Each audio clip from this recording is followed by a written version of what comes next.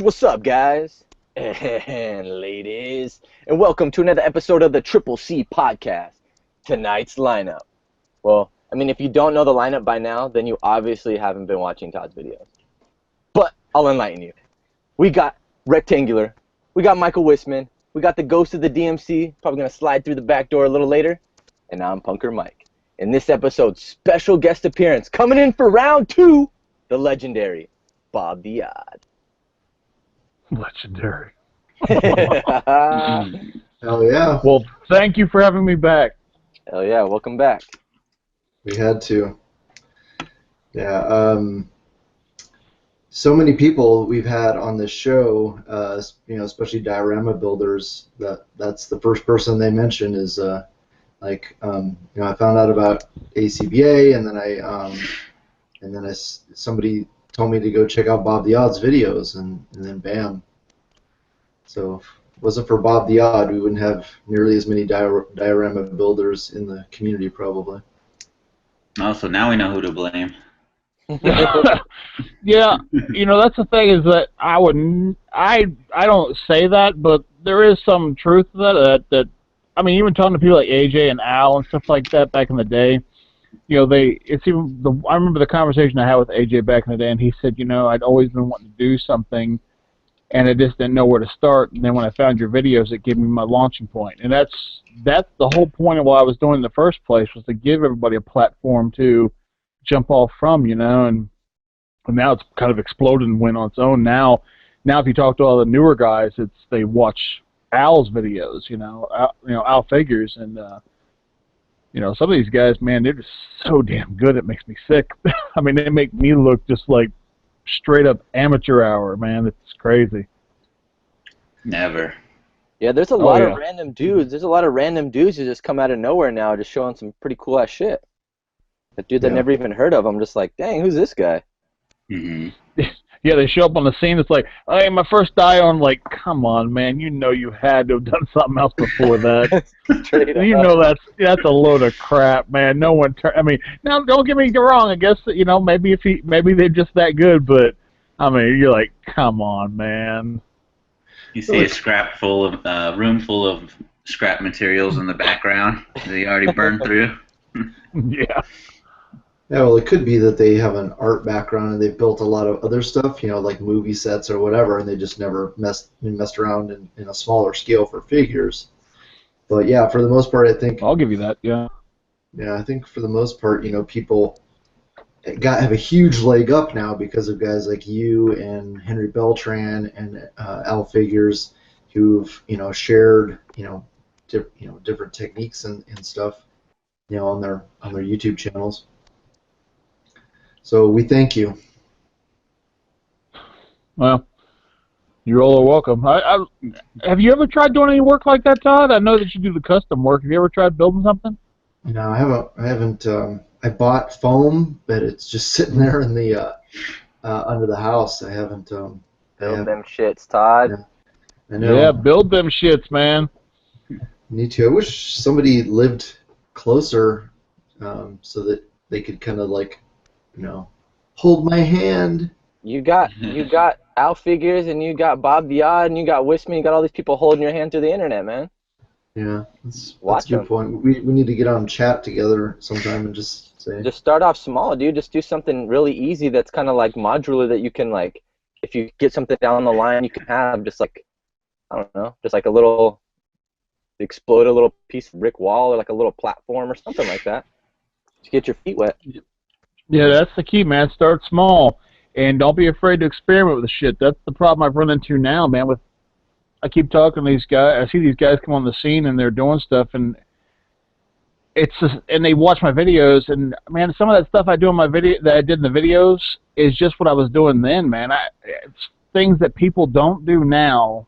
Like, for instance, everything I paint with latex paints. Okay, everything. So every base coat. So when I'm done, this new piece I just put together for Clayton, half of that stuff is spray painted because I put a base coat of latex paint on it. Then you hit it with a can of spray paint, and it doesn't eat the foam because the latex is protecting it. Or if you use regular craft paints, there's a good chance that spray paint's still going to eat at it and stuff. So or if you try to go in first with the spray paint, it's definitely going to. So it's just a lot of these things that I've experimented with that people are afraid to just do their own thing or experiment there. So, like one night I was, and this makes a funny story. I'm talking about the experimenting. Everybody always sees your successes, but they don't see your failures. Mm-hmm. And one night I was on chat with AJ. It was just me and him sitting there bullshitting, and I'm putting together a set of stairs, like the one I made a while back that I have a Kingpin picture. You guys might be familiar with that. I don't know. But I was making a second set of stairs, and it started to look real wonky. And at the time, the camera just focused on what I'm doing. I'm putting it together, and I'm looking at it, and I just brought my hand down and crushed it. The look on AJ's face was priceless because, he's thinking, oh, man, he's putting this thing together, and it's like, well, it's trash, so I smashed it. It's just people always see the successes, man. They don't see the failures. Every piece that I do that's good, there's probably a couple of pieces that went into the trash because I didn't like the way they turned out. So.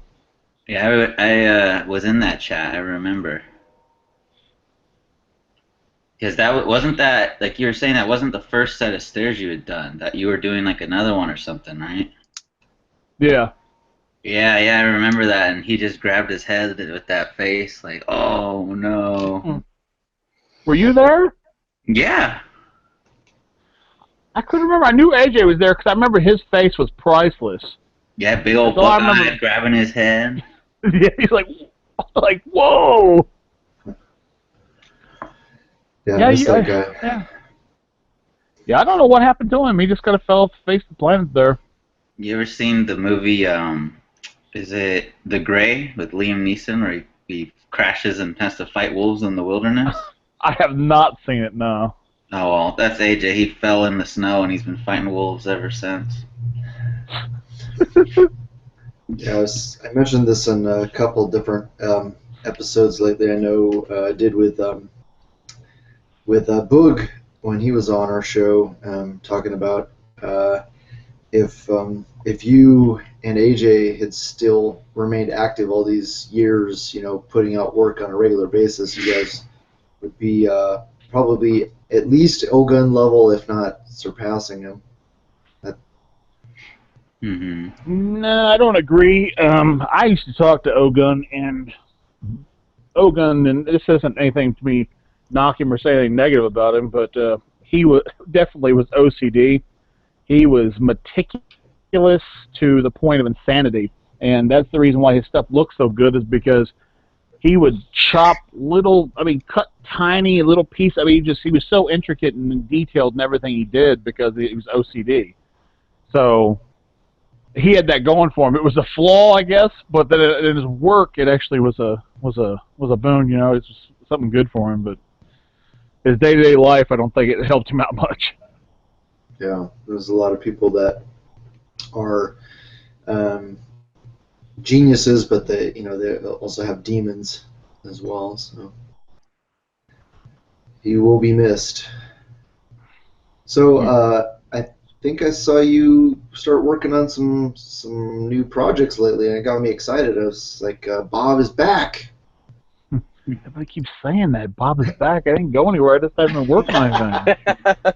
Don't call it a comeback. Yeah. He's been here for 2 years. Yeah, I was making my annual trip down to see my brother like I do once a year. I go down to Texas, and one day I usually go over and I hang out with some of the guys down there, and we usually go out and hunt, but we didn't do that this year. We just had a barbecue over at Billy's house, and I just kind of, I'd been joking with Billy. He kept taking pictures of this. I gave him this old rock piece that I took last time I went down. I said, here, just have that, stake it. And so he'd been taking pictures, so I made it as a joke. Some guy needs to make you something new because this piece is getting worn out. And he goes, that's true. So I just got the idea. Well, maybe I'll make him something new since I'm going down there. And since I was making him something, I figured it wouldn't feel right to me to take him something and not take, Clayton and Anthony, who are good friends too. And so I put together 3 pieces for them. I didn't think they were going to get done, but I knuckled down and got them finished. So. Cool. So that's what you built most recently? Yeah, I built just a nice, what I kind of picture is a like old downtown type of office front or storefront with the upper windows for maybe apartments or something like that. I made that for Billy with a sidewalk piece, and I made him like a park bench, which I got the idea from, I don't remember his name, but there's a guy on Dire Structure that made one, and I was like, man, that's an excellent idea, and I told him, I was like, I'm stealing this, and he said, okay, I want to see it when you're done, and I did. I showed him and everything, but I took that, made him a park bench and some other little doodads, and then for Clayton, he contributed to a while back when this guy Johnny got robbed at his apartment. I started up a raffle for a dio, and I guess it just fell on bad time. You know, last year it was about probably SDCC time, and like no one contributed at all. There's like 2 people besides Clayton. Clayton contributed to help out, and he ended up winning. So he asked, "Hey, can I have an extension of that piece?" I said, "Sure," and I made something to extend on that. It was just a overhead door dock type area, and with a floor dock piece, overhead door, and I made some pillars like the ones I've got for myself. And then for Anthony, he just wanted a piece to stick in his DTOF for just general. I don't think he does many photos. Ever since he came into plastic and paint, he's like starting to do more posing and stuff. I think he might start doing photos, but that wasn't his intention. So I made him a kind of a destroyed, dilapidated building where all the building is like falling into the sub basement and all that shit. And it's kind of set at an angle and stuff, so it wouldn't look just straight on and plain. So this is the piece that I worked on. I mean, if you follow me on the Facebook or the Dire Structure, I'm sure you've seen at least some works in progress. So I don't think I got any finished product pictures, because I was like to the last day working on them, so I didn't get a chance to. I think I got some video shot of it, so I'm planning in the next week or so, probably, hopefully, no promises, putting up another update video where I'll have footage of it all. Cool. Yeah, I'm excited. Flash Thompson said he was gonna start getting active on YouTube again, so I think. Yeah, I saw that.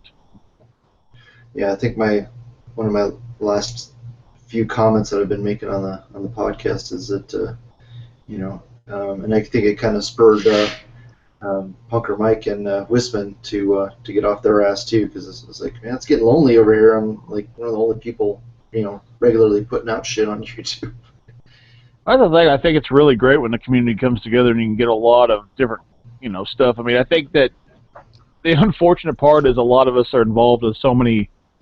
The people who watch and the people who are contributing to are so active in a lot of the groups, like ACBA or Dire Structure or Plastic and Paint, and I think a lot of people ignore YouTube because we're doing so many update to the minute things. We're posting, hey, what's on the table and all this other stuff that we just don't think about sitting down, filming a video, editing it, and put it on YouTube, because it's just like it's so far as an afterthought, Mm-hmm.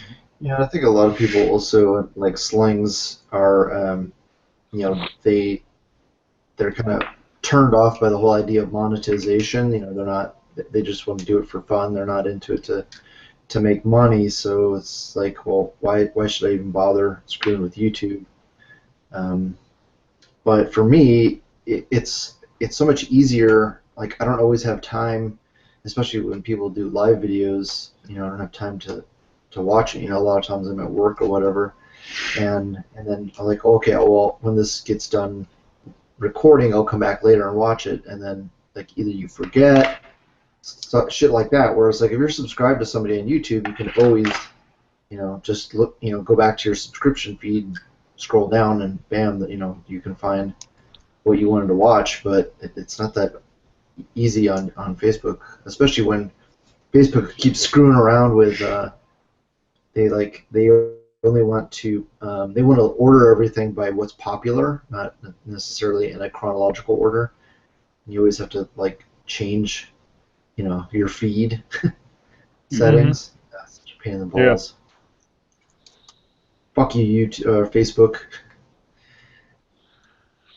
So. Yeah, I know we talked there a little bit the other week, and I wanted to mention again for the podcast that Punker Mike's video that he put up, really an excellent first, what I would consider a variety show. It's a really good episode. I'm looking forward to more of those. I look so forward to other people's stuff, and then I don't do anything myself. So I figure, and I think that's part of it too. Is there's not a lot of people active. Maybe if there's more stuff going on, that would spur me into wanting to do stuff too. But when you got people like John Connor, who is real active, putting up like a video a week, and then all of a sudden nothing. It just gone, just done. And I know he got busy in his personal life because his kids and stuff like that, and it's so much more convenient for him just to, kick on his phone while he's up in his room and just do a live kind of thing and not worry about YouTube and just go Facebook into the groups and stuff like that. So. Yeah, Punker's Pit is a Punker's Pit. Great show. Thanks. Yeah, Wishman, you put up a new video today too, huh? I've done, I think, like 3 this week or so. But to be fair, though, I had them in the works for about 3 weeks, so it's not like I whipped them all up in a week. Yeah, I didn't watch the one today, but the other two, they're tight, dude. I like video styles like that, or videos styled like that. Like what I'm trying to do. Yeah, I rewatched yours actually this morning while I was uploading mine, and I had missed like so many like little jokes you put in there that are really funny. Like what? Like just sometimes like some of the little things you say are like in the beginning, like a lot of the quick pictures you put into like that intro thing. The intro is like my favorite part. That shit's so funny. Because I had to make that whole track. Like from not from scratch, because the track, the actual like the it's from a skate video, so I had to like record that off the video, and like I had to pick a snippet where there wasn't skating in the background, and then I had to loop that, and then I had to add all the sound edits like sweep the leg and from all the different movies and shit. So it was Sweep the leg. That shit was fun, like making that and then thinking of all like the crazy shit to put in like the intro, like all the pictures and just randomness. Get him a body bag. Were you able to monetize that? Yeah. That's good. It's an unreleased track and I modified it, so I mean the only thing is there's like snippets from movies like audio, but I don't think that really picks up. You know what's weird? Yeah, it's kind of weird though. Now that we're on that subject, I got a notification from AdSense or Google that the first time that Bob was on, it said, sorry, this was a couple months after it had aired. The original, that was episode 2 of the podcast. It said, we can't monetize this video because it doesn't conform to it wasn't community standards. It was basically like yeah, they said it's too savage. They said basically like it like doesn't conform to what we think people actually want to watch or listen to, or I guess watch. Damn. Like, damn. Savage. Yeah. It's like, what? Savage. Throw him the damn towel. Yeah. It's like, and why just Bob? Get him a body bag. You should have told us that pregame, bro, so we can come up with some crazy topics, dude. Get some of Bob's freaking friends over, start swinging some swords around, and get some live footage of that. Yeah, I don't know if somebody reported it or what. I wouldn't be surprised, especially since there's a lot of haters in the community. With something like that, I could definitely see it been a reporting issue. The only time usually Google / YouTube or whatever gets involved with anything is usually copyright issues. So like I have like some of my earlier videos I got where I'm showing off this Harry Potter thing. I had the Harry Potter music playing in the background, and I guess the rights owner to that claim rights to it, so they're making money off my video. So Yeah, I make nothing off that at all. I was actually thinking about saying screw it and take it down, so at least they're not making money on it. It's like, it's my video, I shot it, I'm showing off my diorama, so just because I'm playing that tune in the background because it makes sense, you're gonna make money off my shit. Where it's like, yeah, no, I don't. It's still up now, but that's usually the only thing they get involved in. So I would think it's probably got to be somebody reported it just to be an asswipe. Maybe. Yeah, because that doesn't really make sense. Oh, this isn't that cool. Sorry, bro, you're not getting paid for this shit. Yeah. Yo, that shit was weak, son. Thanks. Try again. Like, nah, dude, because I've seen some fucking whack-ass shit that have ads in it, and it doesn't have, like, usually, when like, I have my World Championship tournament at the first round, that one's monetized by a different company because I use that Beethoven song, the Ninth Symphony or whatever, and so they get paid off that video. I don't because it's, copyrighted music, but usually it'll be like, I have like the music info, or I'll have, if someone's getting paid for it, someone else is getting paid for it, I'll have some information. Wow, that doesn't sound right because anything, I think I'm sure the date has changed, but it was like anything that was written before 1928 is completely fair use. It's in the what's it called, the common domain or something like that. Unless there's an estate that come on, Beethoven, get the fuck out of here. Well, I'm just saying there's things that are constantly renewed. Mm-hmm. Like Disney, they renew their shit every year, even though they don't have to, because they never want it to fall into that 100-year thing. And then two, that Ninth Symphony, there's like so many fucking overtures and fucking remastered shit, so I don't know, dude. Yeah, somebody's pulling a fast one. Because I use the one straight from the Clockwork Orange soundtrack, because that one sounds the best. Well, then that's why they got you. Well, I knew ahead of time not to monetize it, because I was like, oh, they're gonna catch it right away, and then I'm not gonna fucking get my entry in on time, and then yeah, they caught it right away. They're like, you can keep it up, but we're getting paid for a bitch. And I was like, oh. Yeah, that's a new thing. Rather than it used to be they'd either pull a video or kill the sound, or now they give rights to the license holder to the music, so they can make the money where you were normally making it off of the advertising. Here we go. That's why, man, I always go. Everything I do in mine is I always go royalty-free music. They can't touch my videos usually, except for that Google one. Like so much. Or not Google. I'm sorry. The YouTube fucking creator or whatever. They have so much music. Yeah. It's like royalty-free. Okay, that's the way to go, man. I got the email brought up. It says, "Hi, Rectangular. Thanks for submitting your video or videos for monetization. We didn't approve your videos for monetization because the content in your videos or video details may not be advertiser friendly. If you believe the content in your video is advertiser friendly, you can request an additional review." Yeah, that's someone probably said fuck or something, and someone like reported it and said like, oh, he said fuck like that. I don't approve.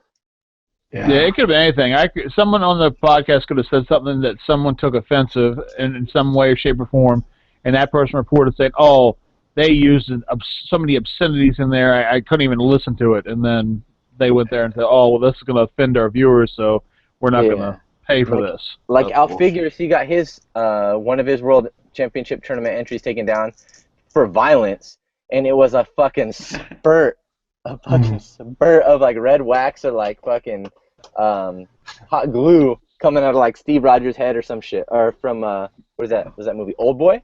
Yeah. Some dude, he's hitting some dude with a hammer, and there's like a little spurt of blood, and he got that shit taken down for being too violent. Yeah, like multiple times too. Yeah, like what the fuck? And that, like I said, man, that's all somebody just being an asswipe, because that's some fucking they're not going to take down something like that unless someone is making a complaint. And 9 times out of 10, if you were to fight it, you'd win. Yeah. Just because it's a bogus complaint. It's just somebody's got in their head to go off and fuck with you, so they decided to go ahead and launch a complaint. Because it's so easy to make bogus complaints anymore, you know? Because as soon as the complaint's filed, whether they hear the grievance or not, as soon as it's filed, they halt the ads or whatever. They halt that. It's automatically put into a list, and it's stops advertising the monetization, or it pulls it, or whatever it is. As soon as it goes in, before anyone at Google or YouTube or whatever has even looked at it into the grievance itself, it is pulled automatically. So, or whatever action they take for the video. Especially I think you get like at the beginning of the podcast, I have it says explicit. I have that explicit lyrics and still like the ESRB warning and shit. It's like still though, like when you sign up for like AdSense and stuff, it tells you like they don't want violence, they don't want obscenities or anything like that. So anybody, especially if you had like two cockboys do the same thing, like, oh, let's both report it at the same time or like within the same time, Yeah. Well, thank goodness that's the only one so far. So hopefully whoever kind of stick up their ass got it out of their system. If somebody doesn't like me, this one will get flagged too. Wouldn't like, be surprised. Fuck, that fucking Bob's back at it again. Get his ass out of here. Todd, you're not earning goddamn money off that Bob guy. Fuck him. Did that fucking Bunker Mike call him a legend? Did he say legendary? I'm fucking reporting his ass. It's like, legend my ass. You ain't making any money. The jig's up. There's your legend. As all those times I had to remind Bob, I was there for that. You were? Flagged. You'll remember me now, Bob. I bet you'll remember Don't that. affect me. Don't affect me. Just messing with Todd. No. When this goes up, Todd will hit me on a message. See? You ruined it again, damn it. They hit me again. Sorry, Bob, we can't have you back on anymore. Technical issues. Damn it. How was your trip down to Texas? That's good. I mean, it's not a bad drive. It takes about, I don't know, about 6 hours or something if you just drive straight through, which I normally never do. I always, stop off here or there. And, well, I mean, I take the long way down, and, you drive through all these small towns, so you're driving like 70 miles an hour on the highway, and it goes straight into a town, so you got to slow down to 55, then down to, 45, and so on and so forth. Hit some traffic lights, and you go outside the town, you speed back up, So it gives you a chance to stop off and get some lunch and all that kind of stuff. But it took me a long time to get back because I was hitting up every Walgreens between down there and all the way back because they had a bunch of clearance shit that they were putting on clearance. So you can get like figures for like $4 and stuff. So I was just, as I was driving to town, like, oh, there's Walgreens. I pull over and I check and see if they had anything worth a damn. So it's like an extra 2 hours on my trip. Did you see a lot of Namors? No, surprisingly not. I only saw like two. I probably stopped off at, I don't know, at least a dozen Walgreens on the way coming back, and I think I only saw abundance of Namor at one of them. There was abundance of them, and I saw like one or two at like another one, but he wasn't all over the place like I kind of expected. Yeah, as far as I know, I'm the only one who's bought them at my store. There's still, I think, 5 or 6 on the pegs. Well, I know that's one figure I have no interest in at all, so Yeah. he ain't gonna get bought by me. Were you able to? No, you're looking for Sorry? some. You're looking for some of the X-Men wave, aren't you? Yeah, I lucked out. I went to the Walgreens and I walked out and I was like, oh god, there's nothing here, And there's all this clearance stuff. And I'm thinking in my mind, okay, they're clearancing all this crap out so they have room for other stuff. And I know these legends are supposed to be out. Let me ask somebody. I want this woman to say, excuse me, ma'am. Would you come over for a second? She followed me over and said, do you see these figures here? I'm looking for the new set that's supposed to be coming out. Do you know if you've got them in the back yet? She goes, I think we do. Let me go have a look. So she walks in the back. She goes, don't get too excited. I don't know if that's what it is or not. I said, that's fine. Just, if you got them. So she strolls in the back, comes out with a box, and I got the stuff I wanted. So I'm done with the hunting of the X-Men legends. So. Sweet. Nice. Which ones did you get?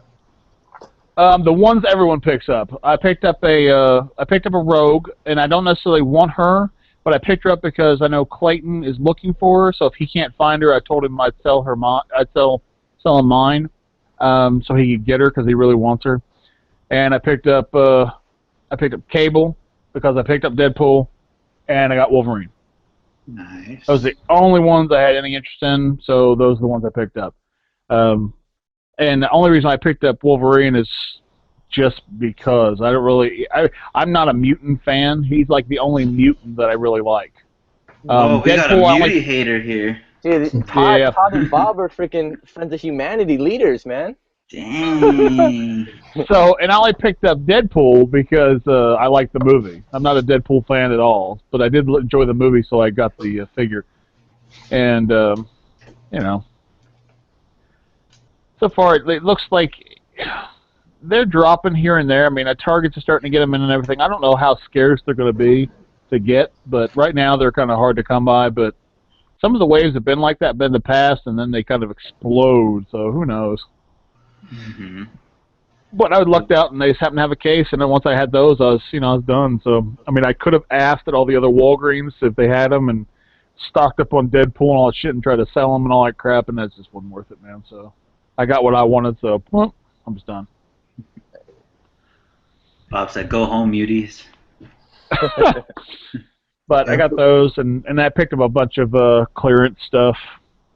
Like I found that the main character from Fallout and the jumpsuit, I found him for like $4.50.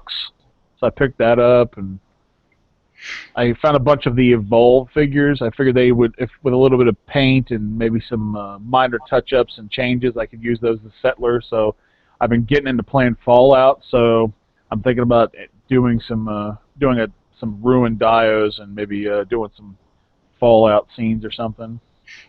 Nice. Because I mean, I was sitting there watching my brother play it while I was down there, and I was watching it. And have you guys played this game? Nah. Oh man, it's just the scenery is so beautifully horrific. Just because all the because it takes place after a nuke is dropped, so everything's destroyed.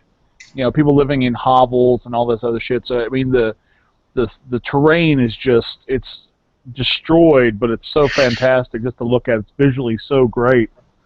So it's really got me interested in doing something. So, and then and then if luck would have it, while I'm sitting there watching him play, then that next day we hit a Walgreens and there's that figure for $4.50. I was like, well, that's like an omen or something. So that's got to happen now. But like I said, I picked up a bunch of clearance stuff, and so it took me like 2 hours extra to get back. With your fat haul. Come up.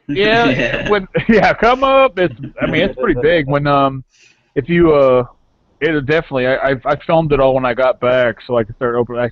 I film everything in package, so I had to film it real quick so I could start breaking stuff open. So I filmed that as soon as I got back. Man, it was a ton of shit, man. I had more figures and toys and stuff on my living room table than most kids see in a Christmas, man. It was just, I had so much stuff. Well, I mean, I took some figures down I didn't want. I traded those in and got some stuff from one of the shops down there in Dallas. And then between the Walgreens, and then I picked up one of those alien creature packs from Toys R Us. So I picked up stuff here and there, and it was just no real big purchases. It was like a ton of tiny shit, like going and buying something for $4. Then the next one I bought something for 10. And then, it's just, and so by the time I get done hitting all these Walgreens, I probably spent, well, then I had that big one when I went to Walgreens and got all those X-Men Legends. I mean, that's $80 right there. So. Yeah, don't worry. My wife can testify that all those little purchases add up. Oh, yeah. Yeah, they do. You turn around and, middle of the room, like, what is that? I swear, it was just a few things. It was all on sale. It was clearance. What's something about Billy that you find like unexpected, or that you when you met him in person was different than interacting with him on the internet? Or is he No, pretty much the not really. I same? mean, he's the same guy. I mean, if you got into the chats with him, I mean, you know how he is, and he's generally probably one of the most down to earth people I know. Generous and nice, and he's all around good person. I don't know. There aren't many people I could say that I've ever talked to that have a negative word to say about him, just because that's just who he is. He's like completely opposite of me. But now he's just a good guy, and it's our friendship just developed. I mean, it was just we talked a lot on the internet and the chats and all that shit, and I just told him, I'm coming down here to Texas, and he said, hey, we have a meetup, and so that Saturday, we met at a neutral place and kind of did some hunting and stuff like that, and then after a while, it got to the point where I was going out to his place, and he invited me into his house, and we developed it's just kind of strange, I got all that distance between us, but and then I met other great people through him. I met Clayton and Anthony, and both those are great guys too. It's just I think Billy's one of those people that you want to know. I mean, I'm surprised you haven't had him on yet. Yeah, I didn't want to say anything, but he is coming on in a couple weeks. Oh, well, there you go. What? Spoiler. Well, there you go. Yeah. And You that's out the didn't bag. tell me? Spoiler alert. Oh, fuck. Yeah, it's about time. He's been super busy, so it's been hard to try to find. And also, at first, he was like, "Man, I don't know if I want to spend 2 hours talking when I could be, customizing or repairing figures." So, Yeah, his I can kind of see that, but his time is valuable. well, that's the thing. He's always got repairs, man. Always. I mean, and he's to the point where it's surprising that he gets the time to take out to do anything for himself.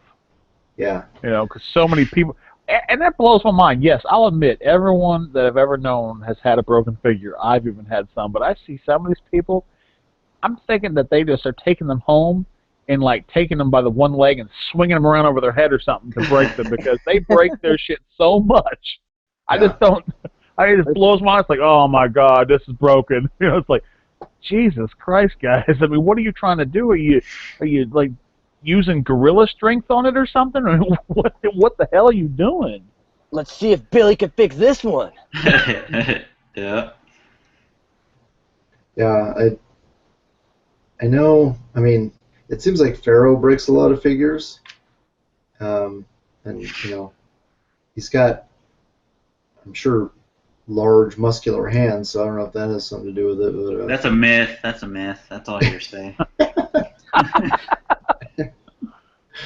But yeah, I mean, and also to be fair, he buys a ton of figures. So I mean, just the odds, odds are that you're eventually gonna, get one break on you. And also Mafex figures are pretty damn prone to breakage.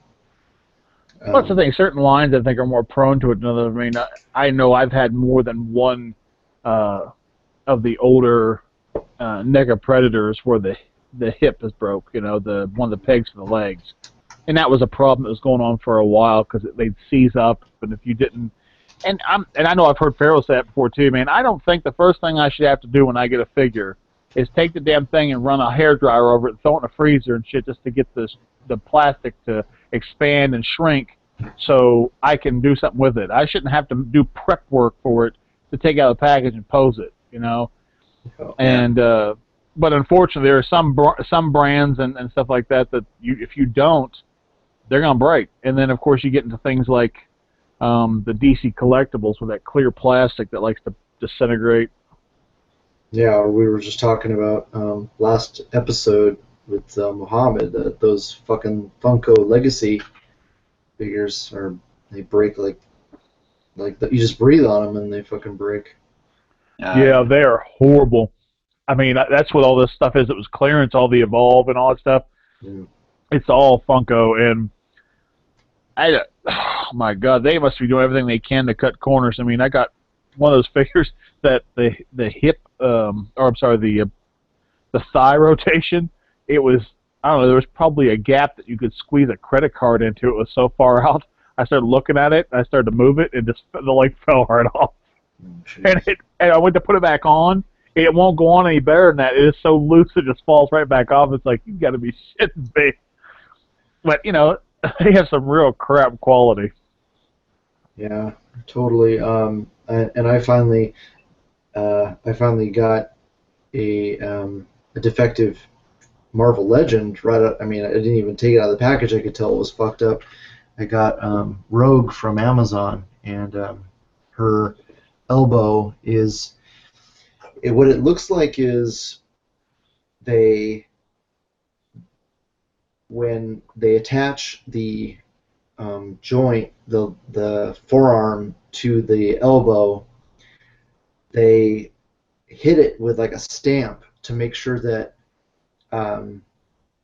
if there's any excess plastic or paint there at where the elbow joint is, so that they can especially on the females, since they're single jointed, they can make that 90-degree elbow. It looks like it went in and then it turned and then they stamped it again, because it almost looks like she has two elbow joints. Huh. It's fucking crazy. It's like she has like a quad elbow. There's your double jointed elbows, Tom. She's quadruple jointed. There you go. There's your double jointed elbows. Yeah, exactly. It's basically exploding out the side, and then the arm itself is kind of like squished. So I don't know if it was it was just hot, when they put it together or what, but it's completely fucked. And I'm trying to I was talking to Michael about it, if there's a way to, because the paint apps are pretty good. I haven't taken the other two that I have out of the package yet. I need to, but I know for sure that this one has better paint apps than one of the ones I still have in the box. So I was thinking about heating up the the shoulder, and trying to pop. I've never pulled a Marvel Legends shoulder out of the socket before, so I'm hoping that the heat and pop method will work, because I wanted to just swap the arm with one of the ones that doesn't have quite as good paint apps and then return that one. I have my Rogue here, because some of the females you can pop the shoulder out just as easily as anything else, because like the plastic and everything, like the female teenage mold, you can take apart really easily. Mm-hmm. But some of them that are on the Moonstone mold is a harder plastic. So let me grab mine and just look at it real quick. Honestly, I have no insight. I've never tried to take them apart before.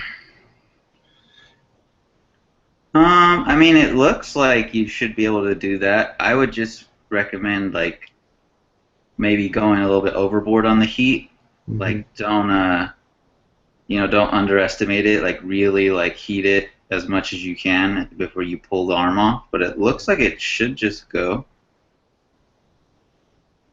Yeah, I mean, they're just going to send it back to Hasbro anyway. I'd say be careful playing too much heat, though, because the jacket might curl. Yeah, that's true. Because it's thin plastic. Mm-hmm. Yeah, so the jacket might curl a little bit. Like, depending on what you use. Like, if you're doing blow dryer or you're doing boiling water. Mm-hmm. Oh, yeah, on that. Duh, and I was just saying I want to keep this figure. I just want to replace the arm. So yeah, I don't want to fuck this figure.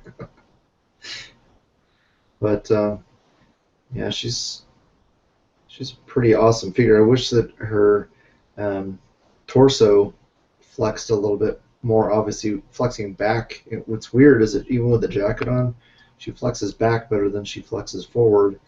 And they were talking on the ACBA podcast about how that Mockingbird, how her torso articulation is way better than most of these other females. I have to agree, it is better. And what's weird is the females, it's been kind of hard to nail down because, normally they do a handful of bodies and then you can just see like, oh yeah, they use this body, that body, whatever. But for the females, they've been sneaking up on it doing new pieces. So like, they had the Moonstone body and the Teenage body, and then they had like the She-Hulk body, and then the Storm body, and then that Storm body they've been modifying. Like they modified some parts when they made Wasp, and then they modified it more when they did the new female Beetle, and then they just modified it again with Silk and who's the other, and Phoenix. And so it looked like if you glance at them, you'd say like, oh yeah, those are all the same. But then when you look at them, they're not. And so like Silk and Phoenix have way better range of motion than Storm, even though they look very similar.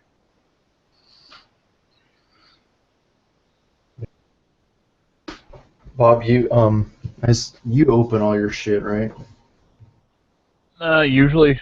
I mean, unless it's something. I mean, it really depends on how interested I am in the figure. Sometimes they sit around for a while, but yeah, almost everything is open. I don't keep anything mint on card. If it's on card, it's just because I haven't gotten to opening it yet. I have no intention of keeping things on card. The Wolverine, Deadpool, and Cable that you picked up, have you taken those out of the package yet? I have not opened them yet. No. Okay. Yeah, you probably just got back from your trip. What? Like yesterday? No, I've been back since Monday, but unfortunately the next day I got Fallout, so I've been playing that kind of nonstop.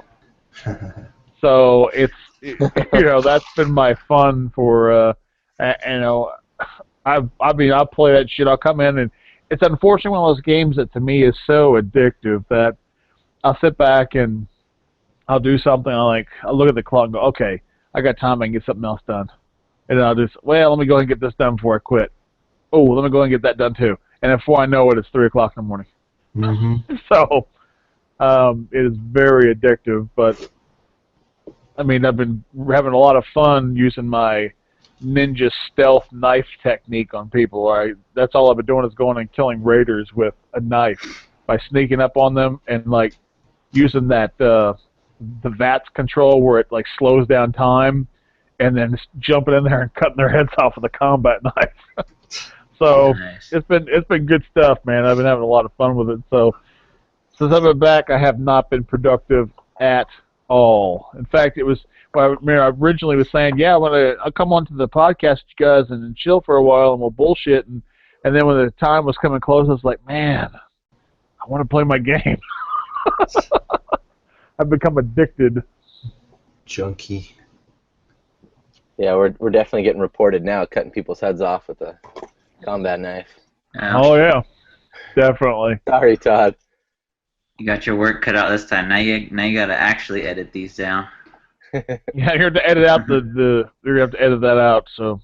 There goes my 27 cents that I would have made. Come up. No kidding. Yeah, I just monetized my channel finally with some help from Todd, and then I was kind of piggybacking when he was telling Punker Mike how to monetize. I was listening and like, all right, I'll do that too. And I've been keeping track of it, and I'm pumped, but Marie's just like, you look like an idiot, because I'll check it every day. I'm like, damn, I'm like 10 cents closer to $1. And she's like, okay. Damn, that $100 threshold's getting close. Yeah, I could feel it. Yeah, it's... Well, that's the thing, man. It's one of those things. If you're not trying to earn money off of it, I mean, it's just one of those things. If you're doing it anyway, you might as well be monetized. You might as well try to make your money off of it if you're going to be doing it anyway. And who gives a shit if you got to sit there and skip a video after 6 or 5 seconds or whatever? I mean, that's the reason why every time most times like with the podcast I listen to, I have not gotten a chance to listen because I was listening to stuff when I work in my office, I haven't had a chance to listen, I think, to the past two, but I saved them onto my my computer so I can listen to, like, say, a half hour of it. I can pause it, get up and walk away. It's just more convenient than having it opened up in the browser. So I'll download them, but the first thing I do before I download them, so you guys get, so it, you know, Todd will get the hit, is I'll open it up so it opens, so it registers as a view. Because if I just copy the link and then save it that way, it will never register as a view, and then, you know. Mm-hmm. So always make sure you always get the one view from me. Appreciate it. I was doing the math. I think now it is different for everybody. Like, the more popular your channel, the better rates you'll get. But roughly, if you can get between like 750 to 850 views per video, you can pull in about $1 before they take their cut.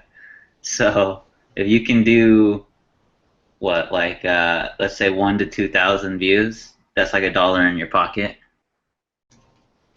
Yeah, I mean, and that's the thing about, you have to create a lot of content, because your old videos still generate money. I mean, assuming people are watching them. So, you know, it's a cumulative thing. So, you know, like, one of my most profitable, like, several of my most profitable videos are from years ago.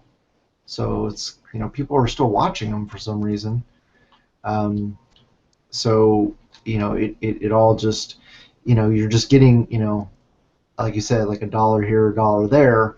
But I think let's see, I think I'm getting ready to hit another 100, which will have been, let's see, my channel started about 4.5 years ago, and I think this will be the like 6th time I got paid, so it'll be like $600.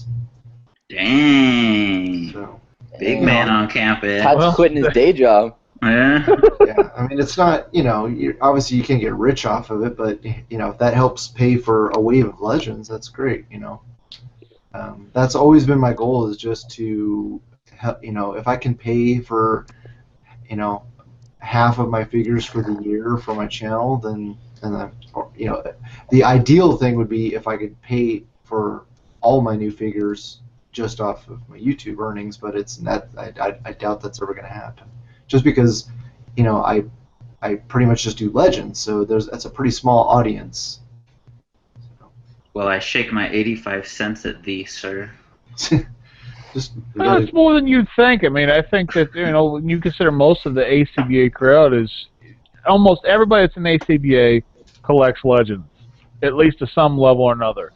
So you've got a whole crowd of people that could possibly, especially when you're announcing all the new stuff that comes out, when you do your update videos for the new stuff coming out, I guarantee you're getting a flood on those just because everybody goes crazy for them. You know, everybody's wanting the new stuff. Everyone wants you first to have them. Everyone wants these new figures, and so, you know, and like I said, everybody in the ACBA crowd at least collects legends. They might collect other stuff, but almost everybody in there, I'd say at least 98% of the people, they collect legends in some fashion, whether they collect it all or they collect just certain characters or whatever. They're all collecting legends. So, you know, you've got a bigger audience than you'd think. I mean, it'd be a lot. I mean, you'd be a lot smaller if you were talking about DC characters, I think, you know, because, I mean, there's quite a calling for DC, but they're definitely not as popular on the ACBA page and stuff like that as the legends are. Yeah, probably. I mean, considering what ACBA started off as, what, the Marvel Legends collecting community or something. Yeah. Yeah. So. Yeah, I'm planning on putting up a news video tomorrow, so stay tuned for that. Yeah, it's insane how many waves of legends are coming out, and I think tomorrow it'll be even more surprising. You know, once I talk about what I found out. What did you find out? Yeah. Yeah. Yeah, we don't want to have to watch the video, Todd. Tell us now. Yeah, let me just, once it goes live, I'll see, oh, Todd put in a video, then I'll PM you. Yo, what's up? Yeah, exactly.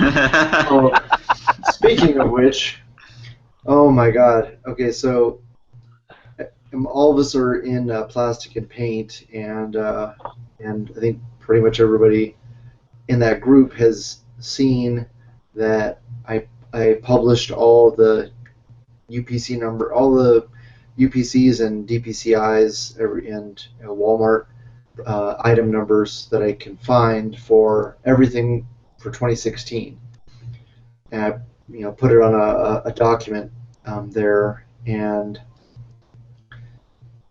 people still ask on a regular basis what's the, and they'll even PM me like, hey man, do you have the item number for this? Do you have that? I'm just like, oh my God, why do I do all this work?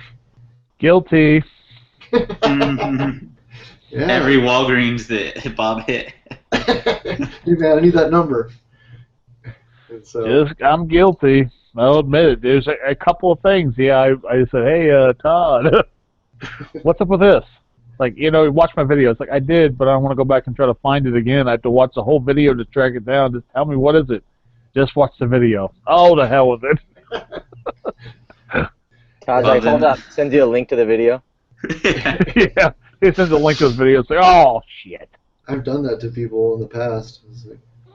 But, yeah, if there's not a whole lot of people who listen to this podcast who are not in plastic and paint, so if you are in that group, go up to the top of the page and click on, if you're on your phone, you have to go to info and then files. I think if you're on your computer, you can just click on files, and then the first link at the top should say like 2016 UPC Marvel Legends list or whatever, and it's got everything that I have been able to find there. So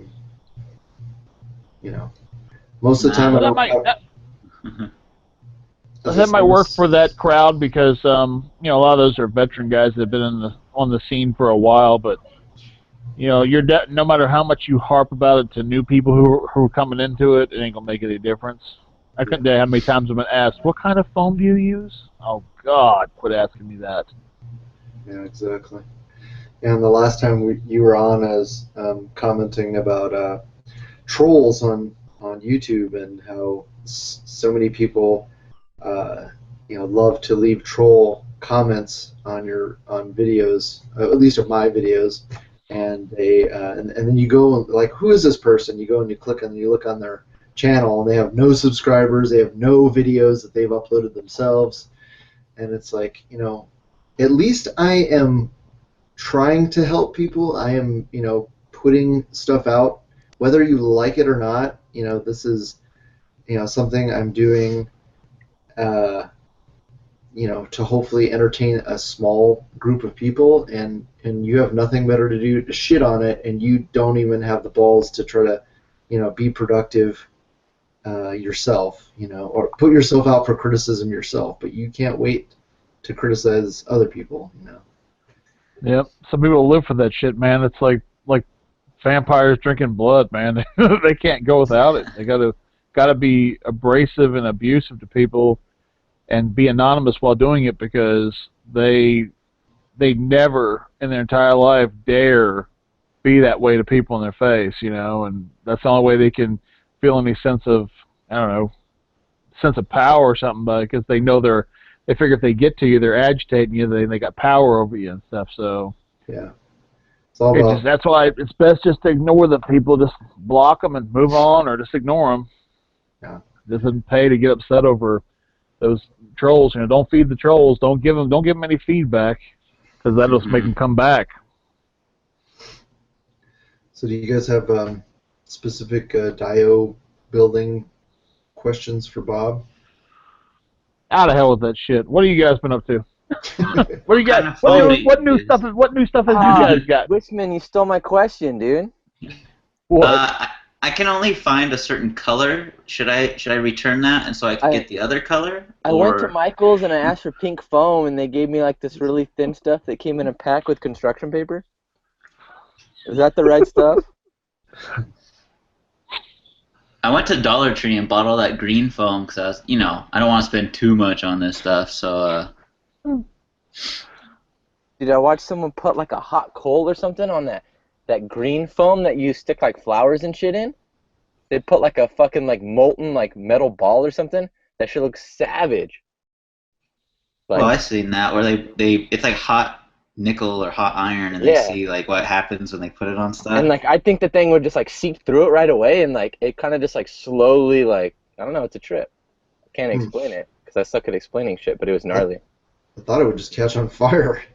Nah, it's like slowly like burnt. I don't know. It kind of reminded me like a snake. Remember snakes?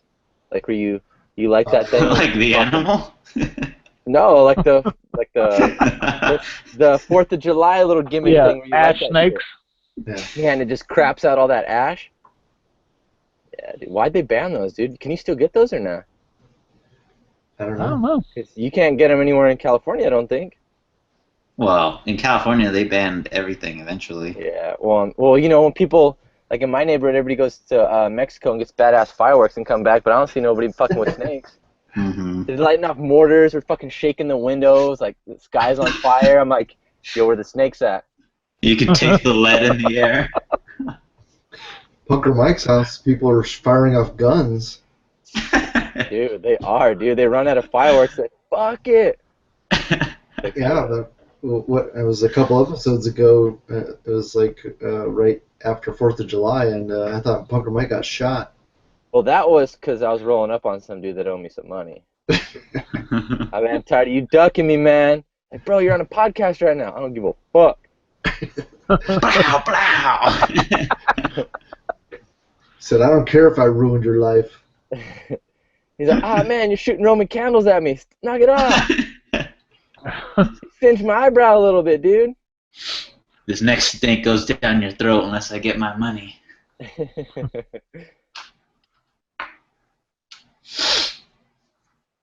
Yeah, so no one's got any word on the snakes, or? No. I don't know, man. I haven't bought fireworks in probably 10 years or more, man. So I would know. That shit's a waste of money, man. I see so many people, and like that shit's expensive now. Like some of my coworkers are talking, like they're spending like hundreds and hundreds, and like, dude, I didn't even get that much shit.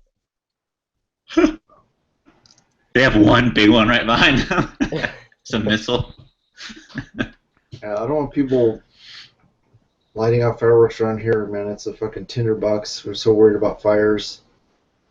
A couple weeks ago, we had a fire. A week before last, we had a fire about 3 miles from where I work, and thank goodness they got on it quick. They dropped like airplanes and helicopters and shit, because about a month or so ago there was a fire about 5 miles from maybe 10 miles from where I work, and I mean it took them forever to put that under control. Like, it went crazy. Yeah, we get bad fires here because it's like desert area and really dry and windy, and usually it's in the mountains. But for 4th of July, they have firemen like everywhere, like just sitting on corners, just waiting, because there's only a few places where you're supposed to, like, they do fireworks. Like there's a lake, there's a park, and they'll do fireworks, right? But even just in my house, like I go in the backyard, and there's 6 places around me that do them. Like people will drive out in the middle of the desert or climb up on mountains and shoot them off from there. So it's cool to watch, but it's like incredibly dangerous because it's all just dry desert, and they're just shooting off these illegal fireworks. Criminals. Yeah. It's like Star Wars. They got the Tusken works. You gonna army build those Tusken Raiders that are coming out, Todd? No. Just them, dude. I am.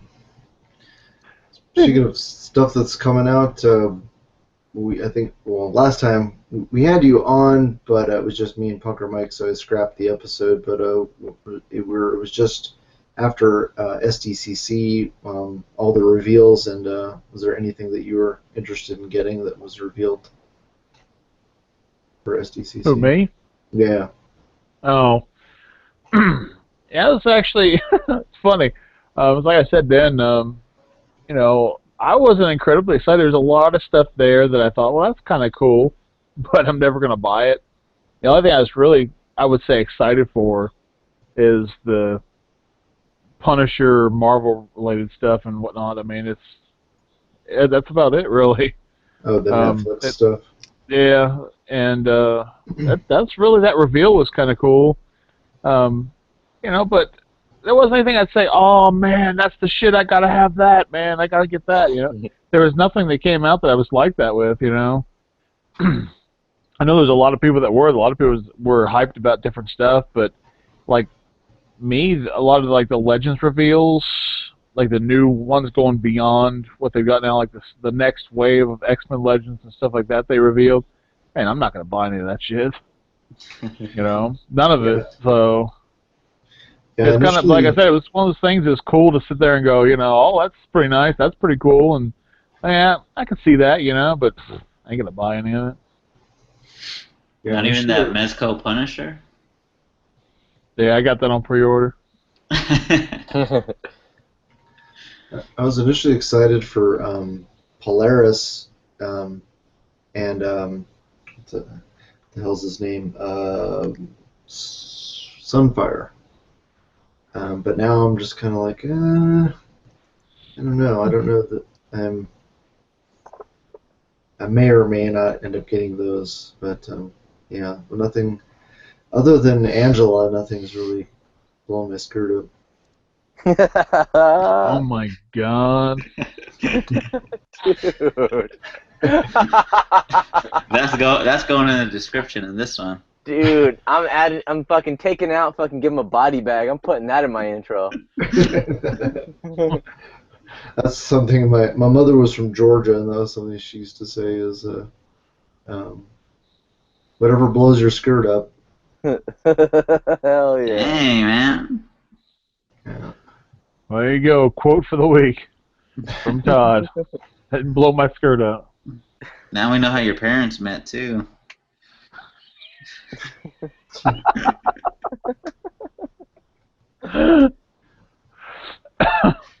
Oh, I had one too. Todd, you remember how you got that fucked up rogue? That shit was made on a Monday, dude. must have been made on a Monday. Some guy said that to me. He came in all casual at the shop. And he goes, yeah, I mean, you guys sold me a defective tire. Yeah, it's all fucked up. So, man, if you just want to take care of it, I'm like, what? What do you mean it's defective? Oh, you know, it's just defective. Must have been made on a Monday. I was like, nah, it doesn't work like that, dude. Like, what? The way he was like so casual, too. Like, here's my paperwork from last week, and this shit was made on a Monday, you know. It doesn't work like that, dude. What the fuck are you talking about? Nice. I'm about to use that shit. Yeah, That's messed up, man. Must be made on a Monday. This is all gold, man. Now people have a reason to sit through the whole podcast. You got to make it up to this point. They're like, damn, what when are they gonna tell that fucking badass lingo from fucking random ass? Where do people even get that shit from? Life, man. Life. That man, occasionally it's so funny the things that people will say. Like, I got this guy that I work with, and we have one guy, he's an older fella, he's going out for a colonoscopy. So this other fella's talking to him, he's like, well, now this is his mindset. It's so, I mean, you have to stand there and just shake your head and think, what? He looks at him and says, well, let me know what results you've got, and if everything's clear, I don't think I'm going to bother going to get mine. Like, now his theory is that this guy's older than he is, so if he's cool, then that means he ain't got nothing to worry about. He's like, Christ. that's not how that works. That's not how any of that works. No. But that's his mentality. He's like, well, you're older than I am, so if you're all clear, then I won't bother going for mine. It's like, what? Even if there were twins, that wouldn't make fucking Not logical even. sense. People make different life choices, dude. Yeah, they don't eat the same fucking shit.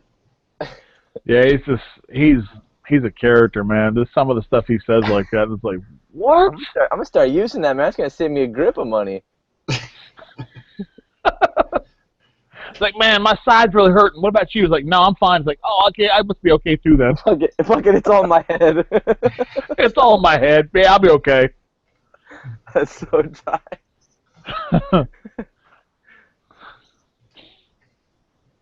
Did you? Yeah. Did you see Suicide Squad yet? I have not, no. I normally don't go out on the first weekend of a release. I always naturally risk the idea of having a movie spoiled that way, but it's just too busy, and I usually go the weekend after. That way it's had a week for the big crowds to hit it, and then it'll thin out, and then I can watch it the next weekend. Especially summertime, man. The kids are out of school right now. Fuck that shit. Yeah. So I always usually wait, because, I went to see Deadpool on the day it was released, and that was a fucking nightmare, so... Yeah, so I usually wait a week. I had thought about going, because I was on vacation this week and all, thinking about going to an early matinee on Friday, but it's like Punker Mike just said, all the kids are still out of school and shit, and it's like, nah, I don't think I'm going to bother. Because I don't want to... I hate... I don't mind being in a crowded theater, but I do not want to sit arm to arm with a complete stranger. I don't know, I just don't like it. And when you got that many goddamn people in the theater, it just, you got to smell everybody's breath that's right next to you because it's so close. There's just too many goddamn people, and I just cannot stand that shit, man, sitting that close to people. Yeah, Deadpool got ruined for my girlfriend because of this fucking stinky mouth breather that was next to her. Fucking mouth breather. She said he stunk to high hell, and he was like, laughing obnoxiously and making comments and just. That's Todd. Right before the movie started, Todd turned to her and was like, "Hey, you want to switch seats?" No, I even asked her at the beginning of the show, and she was like, she's nice enough that she didn't want the movie to be spoiled for me, because she could take it or she could take or leave the movie, but she was definitely regretting her choice after that. That was a trap, man. That was ammo. Now, next time you fuck up, she's gonna be like, "Oh, that's funny, because I didn't hear you saying that when I was sitting next to Mouth Breather during Deadpool." Exactly. Neck, beard, mouth breather. Yeah, so sometimes it's better to wait. I'm looking forward. I think it's September 3rd. I think when Civil War comes out on Blu-ray. I got it pre-ordered. Oh yeah, September. You are you gonna go see Suicide Squad eventually in the theater, Todd, or nay? No. Nah, or fuck nah. No, I'll probably check it out. I'll probably check it out next couple weeks, or probably next week or the week after. No, I'll watch it at home eventually. I'm interested in seeing it, but I'm not, I'm not what's it called? Emotionally attached to any of those characters or, DC at all, so it's just casual. Well, I've heard some good things from, fans of the stuff. I've only heard one person that said anything that would be remotely considered negative so far about the movie, so... Well, Farrell liked it, but Henry Beltran didn't, so... That's what I'm saying. Henry's the only person I heard from. I saw his post on Facebook that he was not happy at all. Other than that, every person that's posted about it that I've seen has said it was, very good to great, so... Yeah, and it's like, What are they comparing it to? I mean, they're comparing it to Batman versus Superman because that was weak. Yeah, a lot of people have been. That's what they're saying. It's better than that movie. Yeah. And it's like, well, Yeah, and I don't go into every movie and be like, well, that was better than The Room. Yeah. That was better than dog shit. But I think people need to start watching movies for what they are, man. I think they're just too judgmental. I mean, there's this preconceived notion of what it's supposed to be versus just going in there to enjoy the film. And, like a lot of people dog the shit out of, Batman vs. Superman, but I thought it was pretty good. I liked it. Yeah, did it have flaws? Of course it did. But overall, it was a good film. And then even that reboot Fantastic Four, if you watch it for what it is and don't try to put any kind of preconceived notion of who these characters are, their actual origins, or anything like that, it's a decent film. But when you start going, well, this is nothing like this, the comics is nothing like this, it's nothing even remotely looks like the original films, like, yeah, okay, well, if you're going to compare it to all those things, then yes, you're walking in with this, you're expecting a horrible film, so you're going to get just that. And I don't know, man, I just think people ruin the film for themselves versus sitting back and just watching it for what it is and stop hating on it and just watch it for what it is, And then after they're done, then they can have a objective opinion about it and think about it. But when you just go in there automatically thinking, "Oh God, this thing's gonna be nothing like it's so good," you just ruin it for yourself. You're spending money to be tortured, basically. I think I went into it pretty open-minded, and the first half or so wasn't bad, but then you could definitely see it was just completely disjointed, like completely fell apart the last half of the movie. Talking about the Fantastic Four, right? Yeah, and you could almost see right because they had the one guy start the film, and then he got basically fired off the project, and then they brought in another guy to finish the job, and you could see that on the screen. It just seemed like it was like two different movies. It almost didn't make any sense. It was like, what the hell? Yeah, I agree. If you do watch the Fantastic Four, just take away Fantastic Four and just assume it's a movie. It was decent, but definitely that ending. It was like they went like in the beginning it was really grounded, like scientific, and their powers were a little more grounded. And then it just 180'd, so at the end, when they were in that other dimension and all this craziness goes on, it was like you were watching what's a good example? If you were watching Daredevil, and then halfway through it turned into Man of Steel, where just all this crazy stuff's happening, and you're like, whoa, what's the power scale on this movie here? Yeah. Hey, Bob, did you watch Stranger Things? That Netflix original series? Me? No. Oh, Bob. Yeah, Bob. Oh, I started it. I got to the first episode, Mm-hmm. and then, but like I said, I was at the time when it's come on, I didn't know anything about it until people started talking about it on. I saw some posts on Facebook and where people were saying, and I saw somebody post, if you haven't seen this, you're missing out or whatever, and I figured I'd check it out and everything, and I checked out one episode, and I got partially into the second one, and then I got distracted doing other stuff, so I have not gotten back to it. But my intention is to finish watching it. That's pretty tight. It's tight. Yeah, it's great. Yeah, it's been good so far. I've enjoyed what I've seen so far on it, so I'm looking forward to it. It's hard for me to get down. If something doesn't grab me in the first, the second episode real hard, it's hard for me to get into watching it, unless I've got some kind of, like Todd was saying, some kind of emotional investment or some kind of, for instance, I sit down and watch Daredevil because I know who Daredevil is, and then the show grips you because you have knowledge of who the character is and what he's capable of, and you keep watching and it gets better and stuff. Plus, you want to see what's going on with the story. Or something like that, Stranger Things, I have no frame of reference who these characters are or what's going on, so it hasn't reached out and grabbed me yet. But I will finish it. I just don't know when. It's more, I think, because it's like 8 episodes, but I would say it's more like an 8-hour long movie rather than like a Yeah, I'd say so series. too. Hey, that's it, Michael, right? They didn't talk about it's not going to go on from there. That was just it? No, they're doing season 2. Oh, yeah?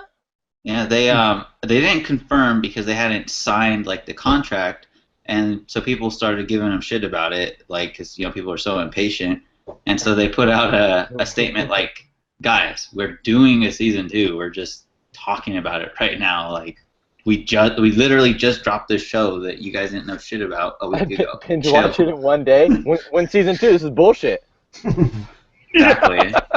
It's like I got done watching the whole thing in one day. Where's the next season? This Like is you bullshit. do know it takes. Yeah, it's bullshit. Where's it at? Like, no. Or like I see with Boog's channel, people, oh, when's main course? When's main course? Then he puts it out. Oh, when's the next one? Motherfucker just put out an episode, dude. Yeah. This shit's 45 minutes long, and he has like so many different segments, dude. Like, this motherfucker don't film this shit in a day. This is like months. Yeah, people are self-entitlement's out of control.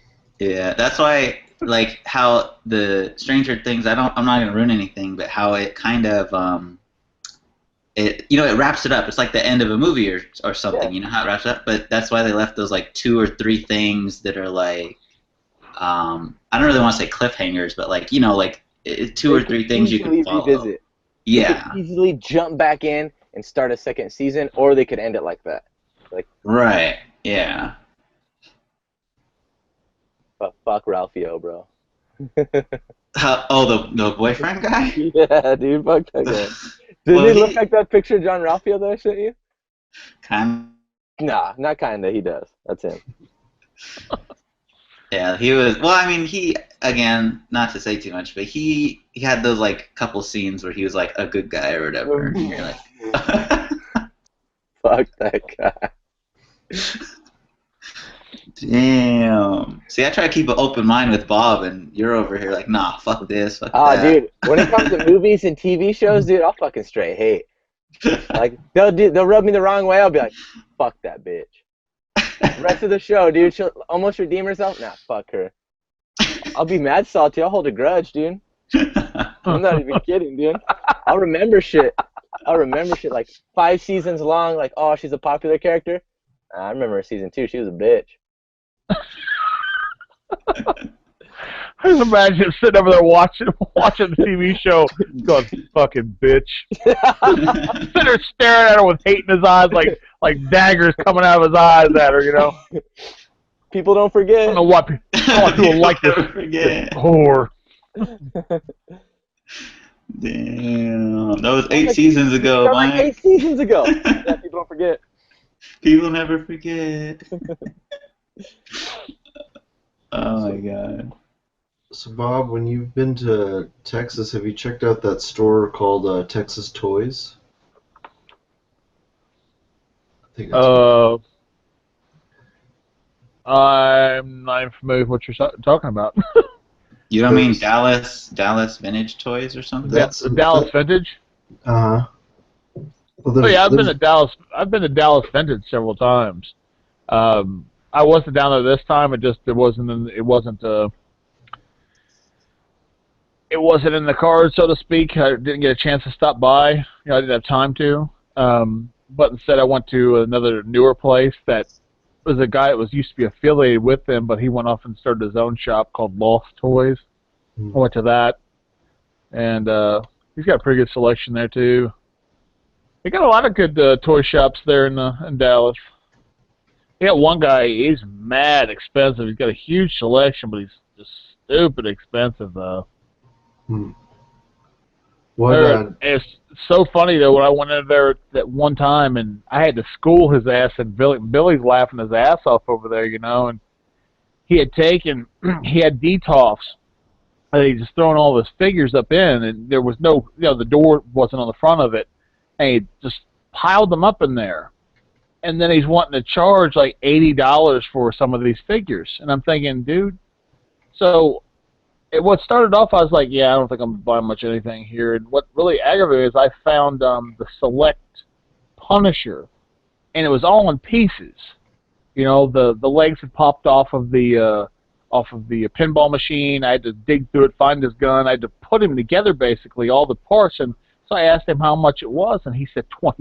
And I was like, okay. I looked on Amazon with the app. I was like, dude, I can get it shipped brand new to my house for $20. And he said, well, 18. I went, yeah, no. I threw it back up in the thing, and he goes, well, I got a lot of overhead. You know, I got to store it. I said, I can appreciate that, but you can't sit there and throw that shit up in the DTOF like it's a child's play, like it's a toy box or something. Like you just got kids' toys. If you want to charge collectible price, you need to show that shit some respect and treat it like a collectible. You need to have them standing up, posed up on that thing, whether just in a vanilla pose or whatever. And you need to treat them with some respect. But you got them piled up there. I mean, just clunking together and everything else. I mean, you cannot treat them like that and expect to get collectible prices out of them. And I was sitting there schooling this guy like that, and I was like, I said, but it's your store. You do whatever you want. And I stepped back by the door. I was ready to leave because he had pissed me off with his bullshit, And and of course, Billy's laughing his ass off because I was over there giving him the business on it, and it's like, bitch, you just can't do that. You can't treat them like they're a second-hand, cast-off toy, and then charge people collectible prices for them, Yeah, and that's the thing. He charges collectible prices. So you go in there and find any one of those, when I'm talking about some of those crazy prices you see on eBay, well, that's what he uses a pricing guide. So he goes in there and sees what's what on eBay, and that's the kind of price he charges for his stuff. Now, he does have great selection, but his prices are up out the ass. Yeah, it's like finding shit at your local, like, thrift store, like fucking Goodwill or something, all scattered around, and then they want, like retail price for it. It's like, get the fuck out of here. Thought I was gonna come up on another New Mutants '98, dude. I went to this thrift store and they had the whole run of New Mutants except for all the key issues picked out. I was like, dang, because they were like in a bag of with like 10 each, like in this like fat Ziploc bag. So I was able just to like shift through each comic and see what number it was. Like you could hardly see the cover. And I was like, oh man, if I come up again, or like first appearance at Cable, I'm like, oh man. I'm all crouched under this table because they had it like in these fucking weird boxes. Like fuck, no, I didn't find nothing. I did find the Sleepy Hollow, that black horse. He looks like the Lord of the Rings horse. How much? On that, $5. Oh, I hate you. Nice. Dusty as fuck. I'm gonna have to scrub that bitch with a toothbrush. That one's better than the. Come up. Yeah, it doesn't have. Come up! It doesn't have that stupid action feature. Yep, It's way better than tight as fuck too. Yeah, the Lord of the Rings ones, because like you said, it doesn't have that stupid gimmick. It's way better. What else did I find? Oh yeah, I found the Mezco Goonies figures. They had those for $20. But I don't know. I always wanted those, and then once I seen them in my hand, I'm like, what the fuck am I gonna do with these, man? Just like pin them on my wall. Dude, I'm getting that same way with a lot of stuff, man. You see things, you're like, yeah, man, I could pick this up. Because I really love that TV show Archer, and I found that I didn't realize they have a figure of him. Oh, nice.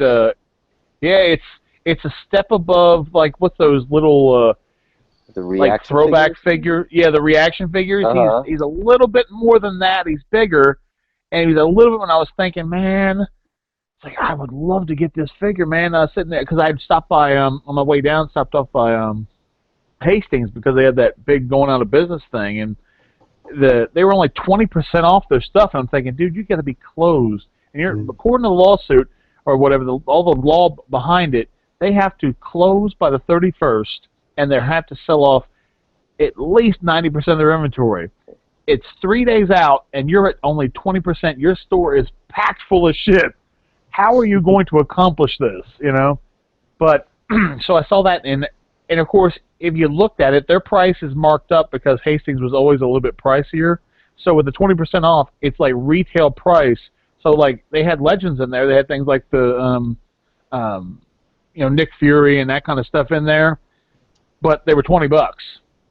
because their markup was like 20. Their markup was like $24, $25, so their 20% off took it down to $20. You know, so it's like, well, that's really not much of a sale there, asswipe. That's why But yeah, I found that going out of Archer, and business.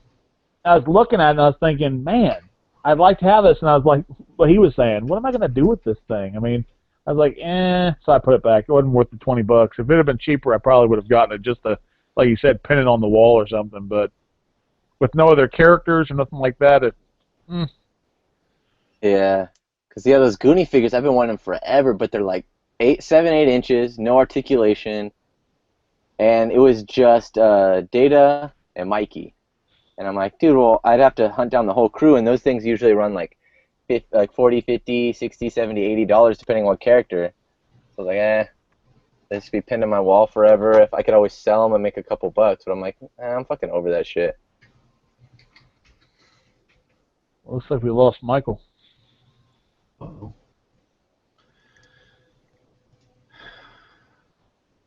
He hates us. He's like, you didn't get those Goonie figures? I'm fucking out. Yeah, it's definitely one of those purchases. It's a passion purchase because you'd really have to just be a Goonies fan because you're really not going to do much more with it. I mean, definitely speaking from the side of taking pictures and shit, man, they're not going to work for anything, you know? Yeah. Like, if they came out with Goonies figures that were, like, posable, like, even if it wasn't, like, Legends posable, but, like, I could get them in some poses and I could get every character, I would fucking buy those shits. And I would set up scenes and stuff and make specific dials for it because that's one of my favorite 80s movies.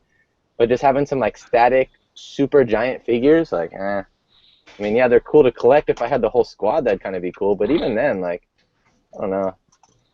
See, that's what I'm talking about right there. That was my approach. That was my thoughts on SDCC. That's pretty cool, but that was my whole thought on most of the SDCC reveals. Especially Man, like when that's you look really at your collection and you have so much stuff and you're just like, am I Yeah, no really gonna shit. get usage out of this? Like, am I gonna get usage or is it just gonna sit there? Am I gonna Dude, think I like a mean- year later and be like, oh, I want to sell this, but I'm only gonna get a fraction of what I bought it for. I should have just not even bought this thing in the first place. Mm-hmm. Yeah, I spend so much damn money on stuff. It's just, I mean, now admittedly, I got I say handful, but it's a couple of 6 scale figures coming. I got a package coming from Big Bad Toy Store. By the time the end of this month, I'm going to probably cut loose my pile of loot. By the end of this month, it's probably going to be, I don't know, close to $1,400 Jesus. worth of shit. I started looking. I was like, oh my god! Right now, it's sitting at right over 1,000. So you're gonna send one of those pods to your house, like those movable pods. It's gonna be your loot crate or whatever, fucking pile of Shipping loot. container. Well, that's the thing, though, man. It's not a lot of stuff. It's just I got, a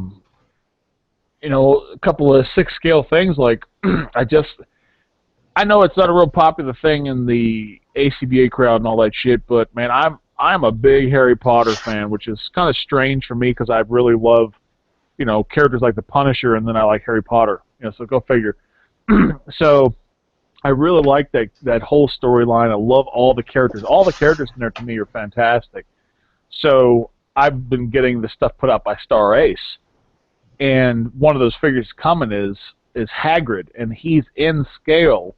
So I think he's like 16 inches, 17 inches tall. He's huge. Oh shit, man, he's like $380. Dang. Yeah, he's pricey. That doesn't seem like he would be more though, considering he's into scale with the other ones you have. Yeah, he's huge, man, and that's the thing. I mean, because the kids are right around 8 inches tall or so he's twice as tall as they are. He's massive, and I'm looking forward to getting him in. I'm waiting for. I've got a couple of things that are supposed to be coming out here real soon. I just got that standardized email from Big Bad that they're expecting stuff in within 10 days. Nice. So I'm waiting for that stuff to drop, and then I'm going to cut loose the pile of loot and get all that shit come in. Did you read that new Harry Potter book that just dropped? No, I have not. Not yet, anyway. My wife or my fiance is like super into Harry Potter. Like she'll straight up like read all the books and then watch all the movies, and she'll just keep rereading and rewatching the movies like all the fucking time. She can't get enough of Harry Potter. Like in Universal Studios in Hollywood, they have like Harry Potter World now. And Yeah. taking her to that, like, oh, she was fucking like a little kid. She was so happy getting like a butter beer and shit. Like, oh man. Telling you, man, I'd love to be able to take in something like that. It's actually really cool. Like, I'm like, she gives me all kinds of shit because she's watched all the movies so many times, and I still haven't seen some of the movies. I'm like, she'll be like, oh, let's watch the movie. I'll be like, all right. And then I'll be like watching like the first 20 minutes, and I'll like somehow just like drift off to my table and start fucking with shit.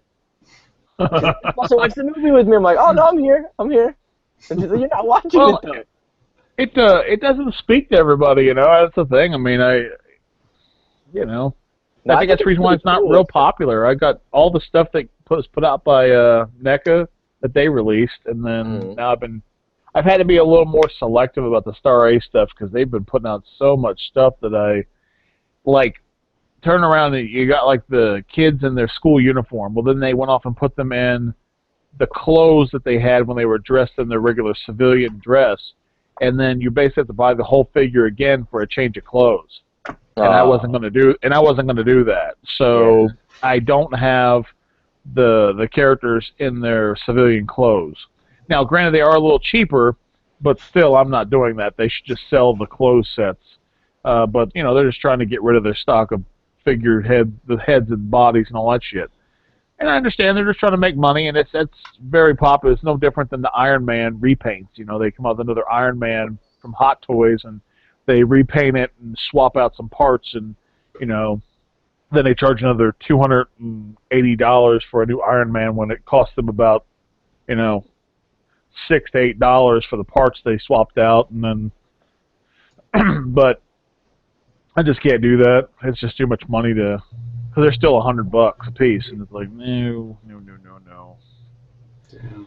So I've had to be a little more selective on that. Yeah, but if you're a fan of Harry Potter, that Harry Potter world is definitely worth going to. That shit was pretty tight. Like the detail, just even just the structures and everything. I was just tripping out. Like, cause there's this one. It's like the main ride, and it's like you start off, you go like you have to like snake up the ways, and it's like this big ass fucking like castle. And then once you like snake through the castle and you go through like Dumbledore's office, and there's like everything's like so fucking detailed, like even little stuff. And then like you end up getting out to like that chick's garden where she's got like those screaming plants and shit. Yeah. And even like everything's like rusted, like if you get really close, like I could like dissect it, like how they did the wash and the rust and like the fake rust and stuff. But like overall, like looking back at it, it looks like it's been there for fucking ever. And then you get back and you're like, dang, dude, some people like straight up went to town on each individual like pole and all these pipes, and they just fucking did little washes and sponging and dry brushing and like all this shit. I was like, fuck. I got mad inspired. I'm like, dang, I gotta go build something right now. Yeah, I'd love to take it in. I probably never will get a chance to, but it'd be awesome. I did use my powers, and I fucking stopped the ride, dude. That scared the shit out of me. I was on the ride, and I was just like, because it's like an indoor ride. You're like on this roller coaster, and there's real props and shit. Like that one tree, like that Whomping Willow. He's like, there's like a fucking real like mechanical tree. It's fucking big as shit, swinging his fucking branches at you. And then you get to another spot where there's like spiders, and those are like 3D. So it's like a mix between like 3D visual and like actual like mechanics and real props and shit. So it's a trip, and you're like on this indoor roller coaster where your legs are dangling and shit. And I just had like a weird thought. I'm like, man, I wonder what happened if the roller coaster just stopped.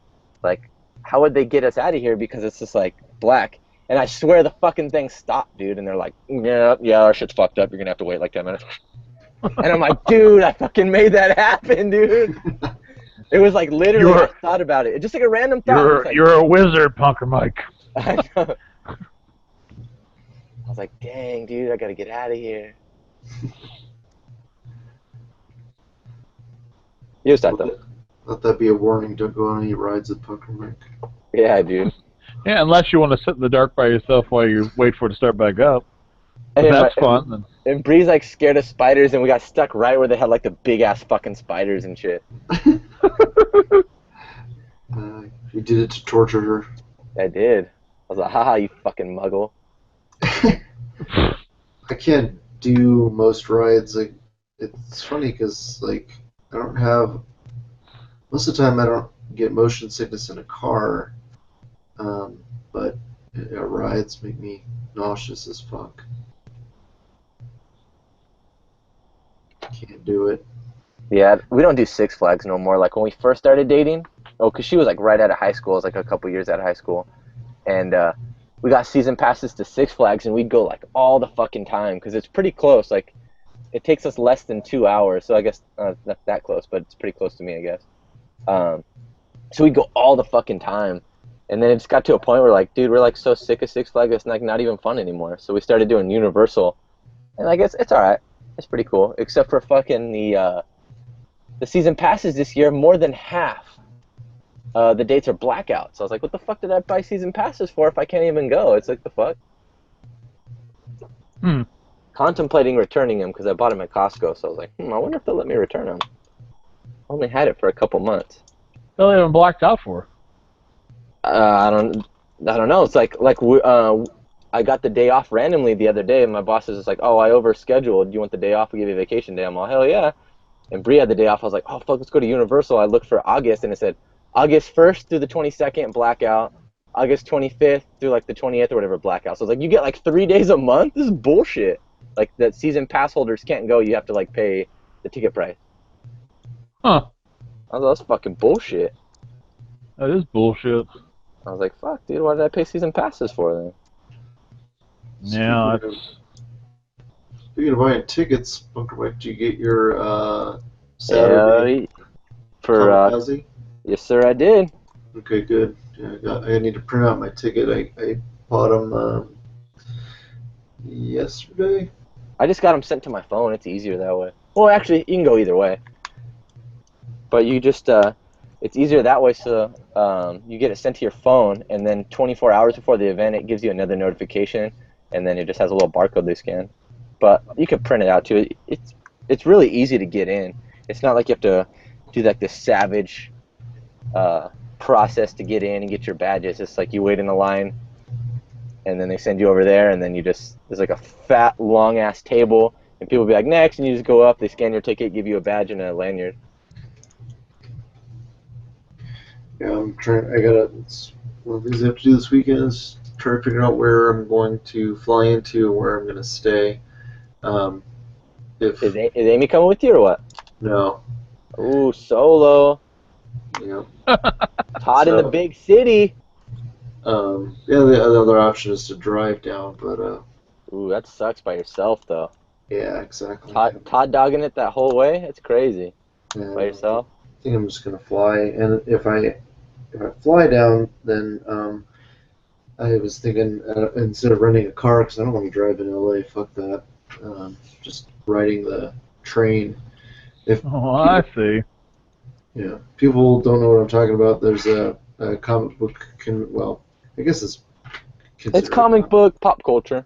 Yeah, a convention that Stan Lee has put his name on, called Stan Lee's Kamikaze, and it's going to be actually the weekend of my birthday. So, if you are going to be in the LA area at the end of October, and you want to meet up a bunch of us from the ACBA community, are hoping to link up, and yeah. That'd be tight. Meet the guys from the podcast, except for I don't think Michael's going. I don't know if Josh. Think Josh Cheney's going. So, and I think Al Chang will be there. I think Fabio's going to be there. I think the Beltran brothers are going to be there, so it should be pretty awesome. Yeah, it'd be tight.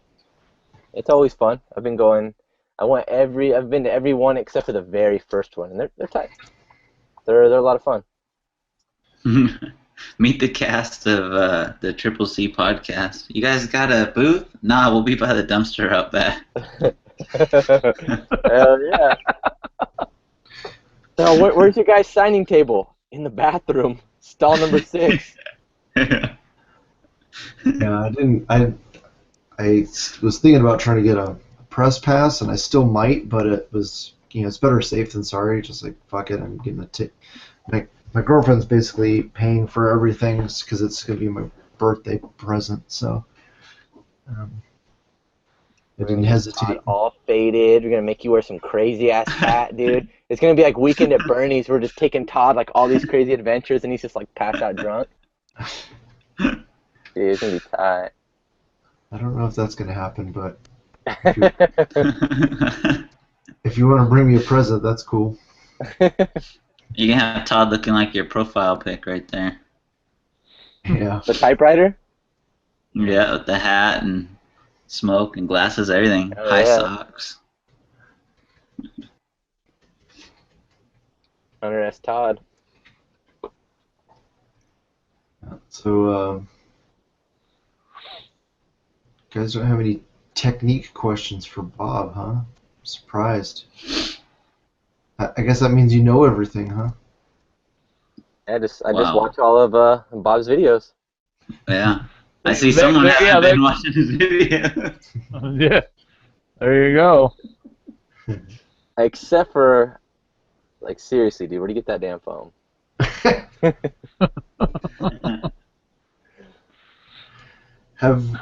Bob, have you ever tried using the craft foam that they sell in hobby stores? What are you talking about? What you talking about, Willis?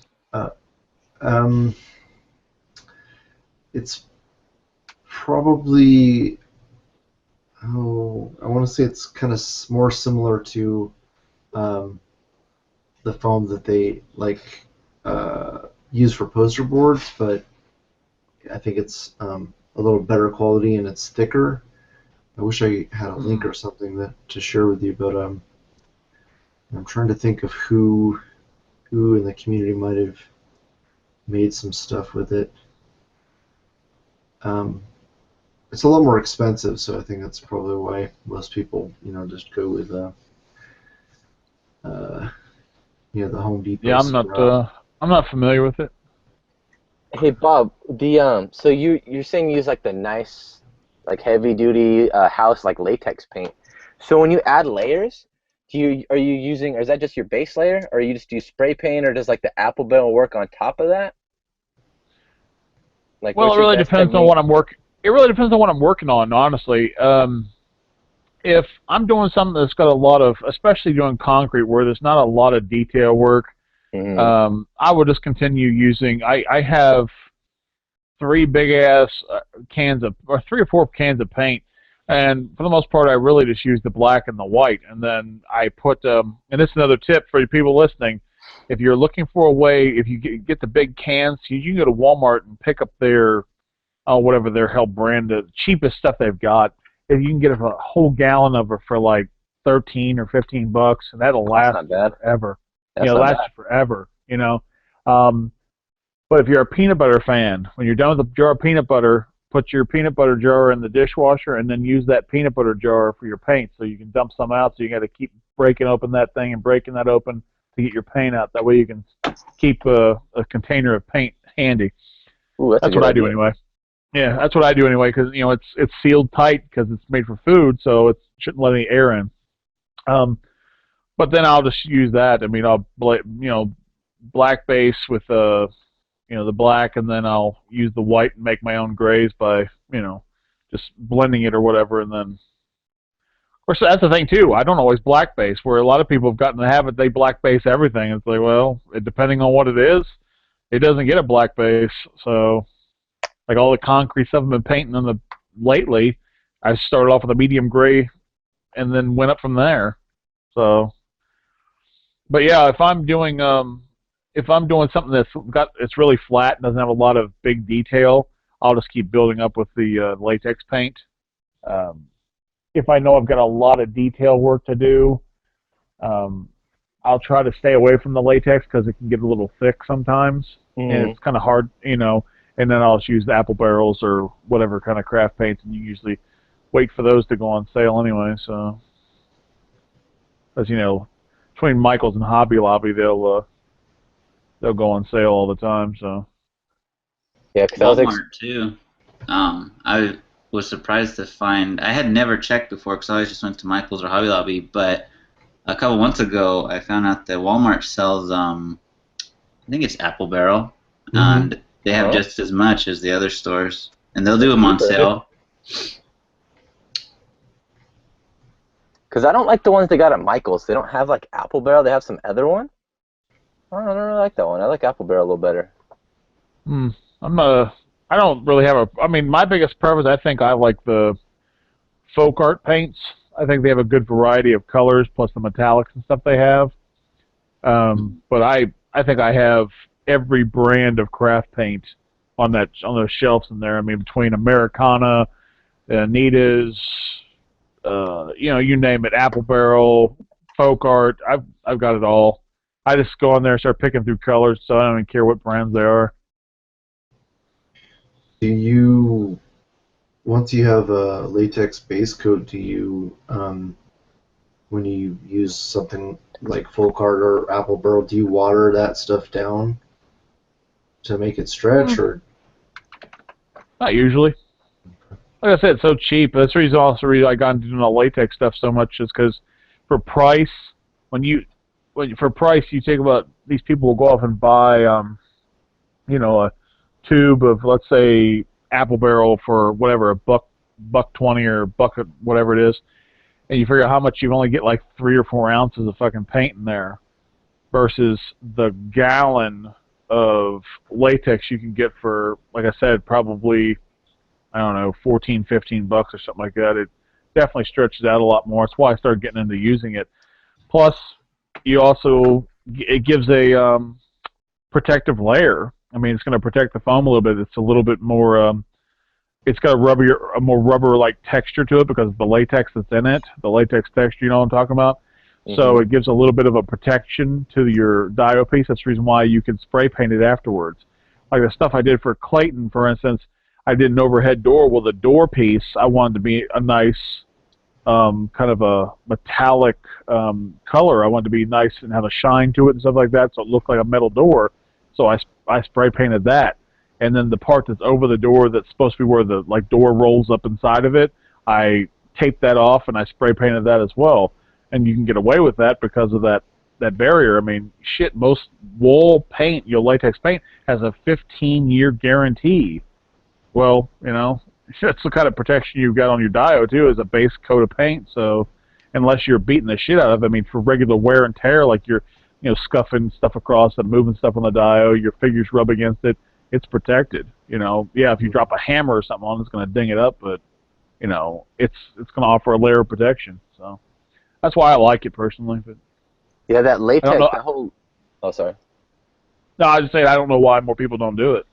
Yeah, that whole latex, using the latex paint, ever since you said that the first episode, it's just been constantly going through my brain, just because I did a commission recently for Michael Amsberg, and I was just like, I put so much layers of paint and so much clear coat just because I was like, man, because I know a lot of my dials, man, you hit the corner of your table, something rubs across, some paint will chip off, you'll get like a indentation so quick.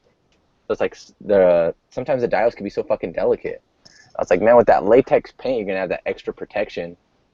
And so I was just thinking about hitting that route. Yeah, I think also part of it, because of the consistency of the latex as well, also acts more like a primer as well. So I think your other paints will stick a little better to it than just applying craft paints directly to the foam.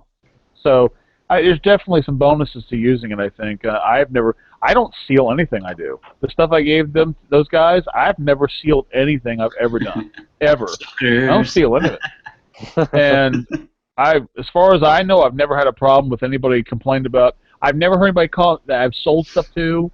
I mean, even that piece that Boog got off me, that little brick wall piece that he uses in a lot of his shots whenever he sets up city scenes, he's got that little brick wall. I mean, shit, that was one of the first things I really did back in the day.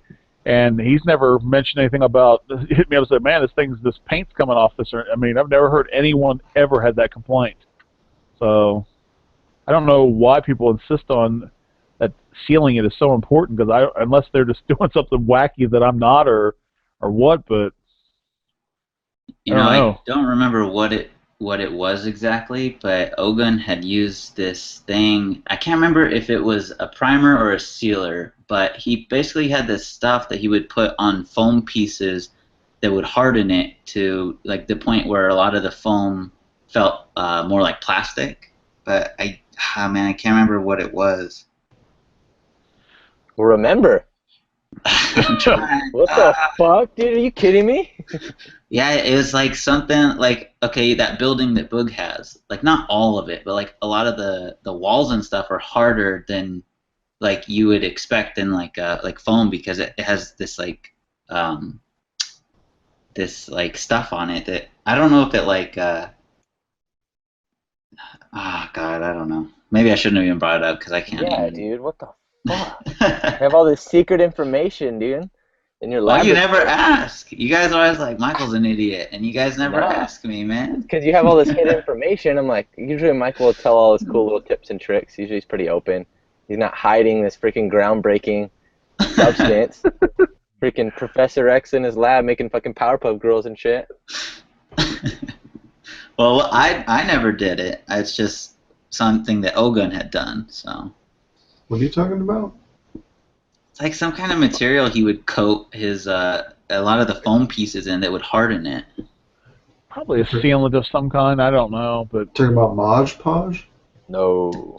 No, Todd. We're talking real shit here. You're not talking about scrapbooking, Todd. No. We're talking about your blowing up your skirt projects over here. I know Bob in the past Bob's used Mod Podge, right? no. I mean, I use it for different things depending on. I mean, dude, I'm always experimenting with new things, but I don't know. I use it occasionally for different things, but I don't. I don't. Like I said, I don't normally seal anything. I don't, because to me, the worst thing in the world would be for me to go off and spend all this time working on something and then put some kind of sealant on it, and then it comes off looking glossy or shiny or something. It makes it look like shit, and then I basically have ruined all the time I put into it. So I know some people they've lucked out with some spray on stuff, but I don't know. I probably could get away with some spray on, like a flat finish stuff, but because, like I said, I base coat usually with latex paint, so I probably could get away with that. I just never bothered doing it. Yeah, I know, like the weapons that I painted for Michael, I wanted to make sure they were sealed because you're putting them in and out of figures' hands, and you don't want the paint to chip off. So I used a spray sealer, and it ends up the stuff that I used, it was very kind of sticky, and so it almost has like a powdery feel to it, and it also made it a lot lighter color. So it's got more almost kind of like a milky haze to it. Yeah, so. It works though. It feels like you instead of spraying it, it feels like you dipped it in like a coat of this stuff. But I mean, it held up. They're still good. You know what I found? What sealer kind of works good is it's made by Krylon, and it's like an artistic clear coat where it's like a light spray. It's like what you artists do, like when they make a charcoal drawing, and then they spray that over it so it won't smear. And it dries almost like instantly. Like within like 30 seconds it dries, and then like it cures whatever in like 10 or 15. But it's like really light. Yeah, there's a couple variations. I remember we used that in college for life drawing classes. I fucking hated it because I don't like messy stuff. So like all the charcoal and graphite stuff. Yeah, fuck that. There was you gotta be careful because a lot of that stuff is called I forget the second word, but it's like workable. So like you would spray it, and then it would dry, but then you could workable keep... fix it or something like that. Workable. Yeah, exactly. Mm-hmm. I don't think that would be good for No, dioramas. Yeah, not the workable. It has like a weird name, like workable fixative or something like that. Yeah, that sounds right. Like it sounds like it doesn't make sense, but I think that's actually what it's called. Yeah. It's like workable fixative or something, or workable fixable or some shit like that. But yeah, it's like where it's like a sealer, but you can go back and continue fucking with it. But yeah, Yeah, probably not that one. I think I used a different one where it's like the final one or some shit. I don't know. Mm-hmm. Well, Yeah, that shit. working with figures and stuff like that, one thing I've found is a good sealer for it is it's put up by Tessers. It's a clear varnish. That's what I Mm-hmm. sprayed down. If you guys did you guys see that Psycho Mantis that I did with the Jack body? I don't even. You're throwing a lot of words at me here. I only picked up half of them. Anyway, so I did a head swap and a quick dry brush repaint of the Jack figure from Spider-Man Legends there, or whatever that Spider-Man wave, Oh, okay. and I put the old McFarlane Psycho Mantis head on him and stuff, and repainted him. Anyway, the sealant that I used is put up by Tesser, and it's a clear varnish, and it dries quick and is a flat finish. It looks really good. Nice. So that might actually, if you guys ever do, like, if you ever doing that again, that'd probably be a good route to go. It's a tiny can, but you don't have to use much. So, Mm-hmm. and it's kind of pricey for what it is, but it works real good. So. Kind of going back to some dio techniques. This is one I tried that I've been wanting to do again. Is that dude SK File? He did one where he collected a bunch of paint chips because I think he lives like in a place that's like really rainy or something. So like a bunch of paint's peeling all the time or some shit. I remember him saying some shit like that. And he just got all the fucking paint chips and he like glued them and like smeared them together and made like this wall, and it had like so much texture. I was like, oh, that shit sounds tight. So my friend, he was going to college, and it was on an old military base, and a bunch of the buildings were like zoned off because of like asbestos and stuff. So like all that shit was all fucking run down and like zombie apocalypse. So we got a coffee can, and I just started peeling fat chunks of paint off. I'm like, dude, I saw this one guy do this thing, and like I was building like just a little different dial pieces for like some video projects he was doing. I was like, oh, this will get some good ass texture. Well, I did it, and it looked like fucking shit. I was like, it was all sticky. That shit was all fucked up. I probably got like lead poisoning. But anyway, I was kind of pissed off because I had like this piece of wood, like this a little piece. It wasn't too big, but it's this piece of wood that I glued and it looked like shit. But what I had done to save it, I had painted a bunch of different layers over it, and then kept dry brushing, and it looks like this kind of weird like sheetrock kind of wall. And then I just got like little pieces of moss and like little fake plants, and I kind of put it in the little crevices. It actually looks really cool, but I've been wanting to kind of do that again. I just thought that was a really unique thing to do to get like a lot of texture and like to kind of give it more dimension with the paint chips. Yeah, you get points for doing it SK File way, man. You just go out there and really do it.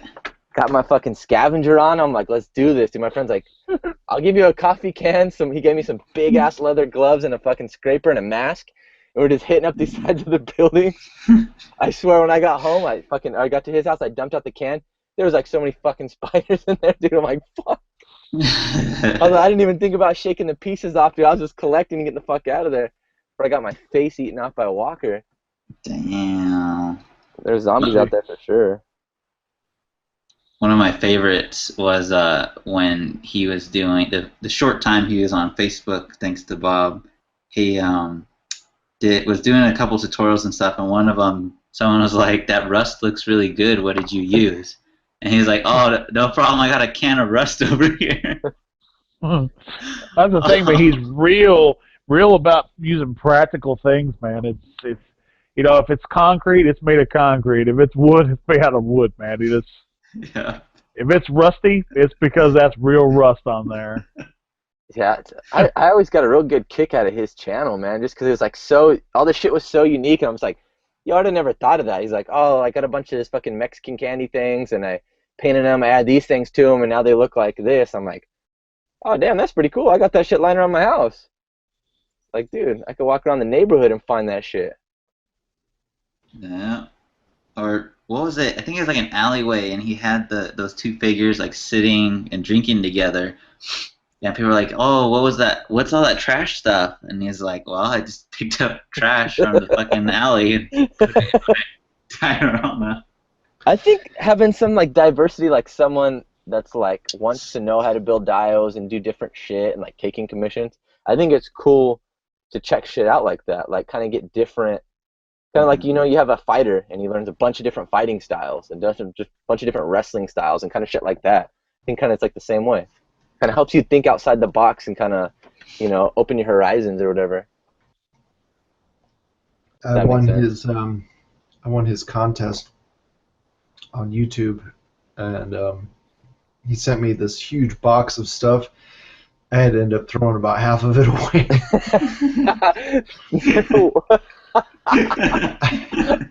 He's all sweet. I can finally get some of this shit out of my garage. Here you go, Todd. Yep, exactly. What was the contest? Oh, it's just like, just leave a comment, one of those type of, Oh, tight. you just have to be subscribed to his channel. You got, Todd. No, I remember Todd's haul video for that because he had it all laid out, like all nice and neat, but it was all just like random stuff. That was literally half of what he sent. That's so tight, dude. I've never seen that whole video. You gotta fucking share that one, dude. Yeah, So Oldie but goodie. it's old. I gotta find it, but yeah. I mean, it was a huge box of shit, and like only half of it was So fucking tight, dude. A shoebox full of stuff. No, Come up. it was like it was about four shoebox size. That's so cool, dude. I gotta see, dude, because if you threw away some good shit, dude, I'm gonna be talking some mess. No. I don't even remember what it all was. That's Todd so didn't even awesome. keep his can of rust. Dude, I know. Yeah, I think You know, he didn't say anything organic, like alive. But That's what you think. He killed it all before he put it in the box. yeah, And that's the thing too, man. He did that one diorama that he put together, but he actually had living plants and shit in it. I mean, he goes all in, man. He isn't all so about tight. that fake shit. Oh, he That's so had tight. all sorts of like mosquito larvae and all sorts of crazy shit. Oh, that's crazy. Fucking with mosquito larvae, man. You can get the West Nile doing that shit. Yeah, well, this is probably before then, but yeah, Before West Nile, dude? before it came to the United States. He brought it, But, dude. That fucking larva. Does he live in the U.S. or Canada? He lives in Washington State. Oh, okay. Yep. Okay. Yeah, just he used to work for Boeing, so he lives like I think in Everett, which is just north of Seattle. Yeah, I remember Bob was like his biggest fan, always egging him on to do stuff. I liked it just because he brought something different to the diorama scene, and a lot of people they jumped on what I was doing, but it's like when we first got in that Diostructure group, and Ian started that group up, and then he took off. Mm-hmm. He left it in my hands, and I got and I basically went to the other admins that were doing nothing. I said, guys, are you going to do anything here? I'm not being mean or nothing, but you guys don't need to be admins if you're not going to be involved. And so some of them I said, okay, goodbye. And they said, no, that's okay. Just cut us out. So I removed them, and I think one of the people I did add was Al Figures and some others and stuff like that. And at the time it was just me, AJ, Al, and I don't remember who else was in there. Me? But anyway. Fuck, Bobby. God. Me, AJ, Al. Who was that other fucking loser? Doesn't matter. There was some other guy, I don't remember. Anyway, but Oh, man. it just, God I wanted the group to be filled with all kinds of different, bringing different styles and shit to the group. But then a lot of people were so attuned to this, the foam, that they basically drove these other people out through just going, well, why don't you try doing this foam thing here? And like people like SK File, he just left. He's like, I'm not going to sit here and have people. I've been building diodes for fucking 20, 30 years or something. I'm not going to have these people all of a sudden tell me that what I'm doing isn't right, you know? And so, you know, keep grinding. we use foam here, bro. Yeah, man. We have this box, and you're outside that box, so unless you're gonna get in it, then get out. This guy grows his own rust. Get him out of here. yeah. He's got a coffee can full of rust. He got like a rust farm. I remember he had like buckets in the back. Like, he had like making rust down to like a science. I was like, dang, dude. Reed's like, you better not start none of that shit. I'm like, dude, come on, I need real rust. Sponges and dry button ain't cutting it. Did you ever see his like collection kind of videos? Hell yeah, dude. Dang, dude. I don't know. He's a pack rat. Yeah, if I got to that point, I think I'd probably need like an intervention. Hey, watching his videos are dangerous though, bro. Because next you go on a scavenger hunt, bro, in the riverbed or like in the freaking ditches with a coffee can and like a box, dude, and you come home with all this shit and you're like, oh, I'm going to build this. And then like months later, it's like sitting there, you're like, and then maybe I should go on another scavenger hunt and find more shit. I remember his, what was it, his Batmobile special, because he always had Batman stuff, and someone asked if he had Batmobiles, and he's like, oh, yeah, and he made a video where he, like, I assume it's his basement, but I don't know, but, like, where he had all that shit, and he, like, was maneuvering through it into this tiny room, and he opens it, and it's completely packed, like, he has to walk in sideways, and then on a shelf, like, at eye level, he just has all these Batmobiles over the years. Dude, if he had like a studio where he had like all that shit on display, that would be pretty tight. Yeah. Is he still doing okay? Yeah, he's got his channel up. I mean, still doing stuff. He still puts out videos? Yeah. What the fuck? Am I not subscribed to him? I've been watching him like this whole time. I wasn't subscribed to him. What the fuck? I feel like a dick now. This guy's a phony. No, that might have been before I had my YouTube channel, when I didn't even have a computer or like a phone. When I'd go over to Bree's house, like when I'd like hang out with her all day, I would use her laptop, and that's like I'd look at John Connor and Bugs and Bob's videos. So like I didn't have an account, so I was just like, oh, what was that dude's name again? Like, how the fuck do you spell Pharaoh again? Like, should've gone to the library, bro. The library card. So I was like living ACBA vicariously, like in a cave. I'm like, oh yeah, dude. I don't even like live in a house, dude. I sleep in my girlfriend's room and have all my shit in storage, but I'm still buying figures. Yeah, that's why when you came out for the World Tournament, I was like Obadiah. It's like, are you mean to tell me that Punker Mike built this diorama with a box of scraps in a cave? This guy doesn't even have a residence. He uses his parents' residence from fucking 60 miles away. He's a couch surfer. I showed him my diorama, and he's like, how'd you fix the chipping problem? What chipping problem? No! Hello? We were still waiting on Diego, dude. Yeah. I thought we were killing time this whole time. Yeah, the whole time. Diego has so many questions. I'm like, hey, I could ask Bob for you, Diego, and he's just like, no, I gotta ask him. Nah, fuck that. I gotta tell him. It's like, dude, I gotta be on there. It's like they just show up. Like, well, I guess those questions weren't too important. No, he's gonna come on and start, and then about to ask you a question. Oh, we asked him that. Oh, you stole my question. Fuck you guys. Yeah. Diego's scaring children out there. Scaring children? What? Yeah, he's the ghost. Oh, ghost. No, he's just an asshole and scares kids.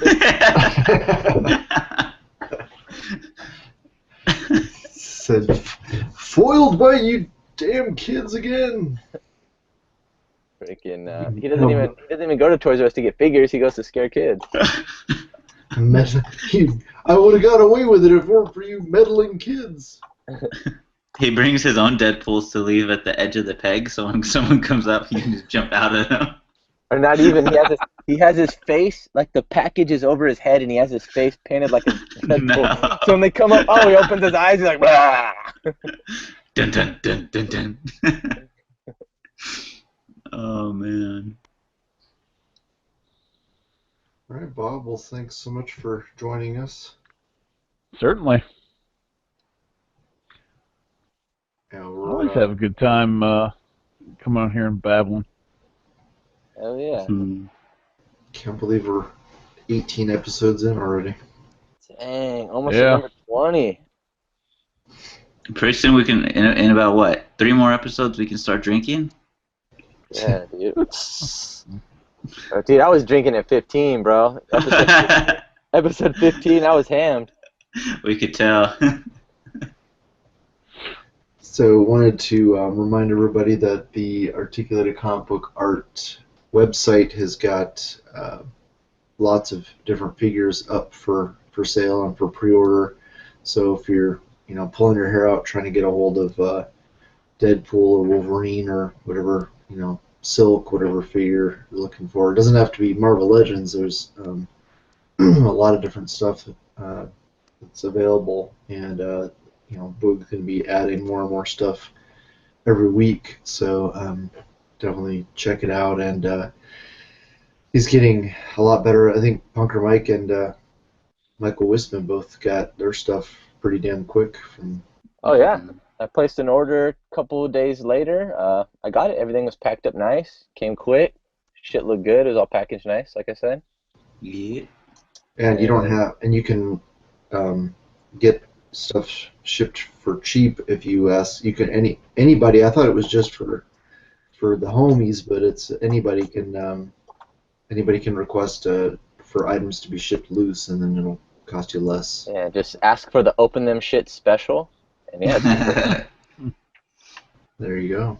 yeah, and I'm sure you can go to the like page, and there's like a message part. You could probably message if you have something that you want to see on the shop, that Big Bad Toy Store has on pre-order or that they have in stock. Probably take suggestions. Like what would be cool to see is how those Dragon Ball Z those Saiyan pods coming out. That would be cool to see. Oh, yeah. That'd be cool to see on the Articulated Comic Book Art website. Available at the figure shop. Yeah, it's probably going to be, by popular demand. I mean, it's not gonna Yeah. have Definitely. everything under the sun, but if enough people ask for it, I'm sure, it's not gonna, It's all going to be pops. I know, all pops, God. dude. Come on. You want to make money? Screw everything else. Just sell the pops. Yeah, dude. Anything you guys want to plug before we sign off?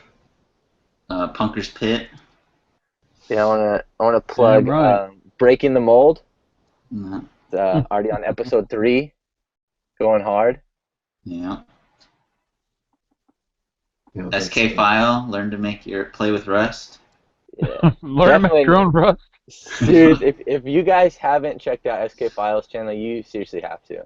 Especially if you're interested in dial building and you want to be those guys that want to kind of do something a little different, or just even put something else in your arsenal. You feel like you need more risk in your life. if you want to go get inspired to get some paint chips and shit, hell yeah. Make sure you're up to date on your tetanus, though. exactly. Yeah, That's what make sure your insurance is paid up and Yeah, go for it. straight up. You've been warned though. His channel needs one of those age disclaimers. With that long list of shit that flies to the screen so quick. If you're Oh, you pregnant, didn't have a heart read it? condition. Yeah, you didn't read it. You done fucked up. It said it right there. It scrolled so by, it just looked like a blur.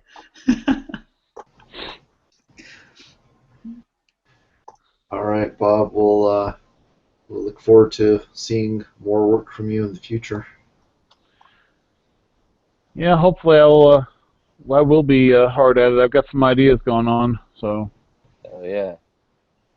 Oh, and and maybe even have an update here soon on my channel. So Oh. Let's see you start hacking at that Hogwarts castle. in scale. Yeah, no thanks. Yeah, speaking of dioramas, Diego wanted to mention that he is still taking commissions. So if you guys are looking for somebody to build something for you, definitely hit up Diego on Facebook, and he'll see if he can build them shits for you. He has a like page, the DMC Studios. Go check out his work. Yeah. And with that, I think we will triple see you later. Triple see you next time.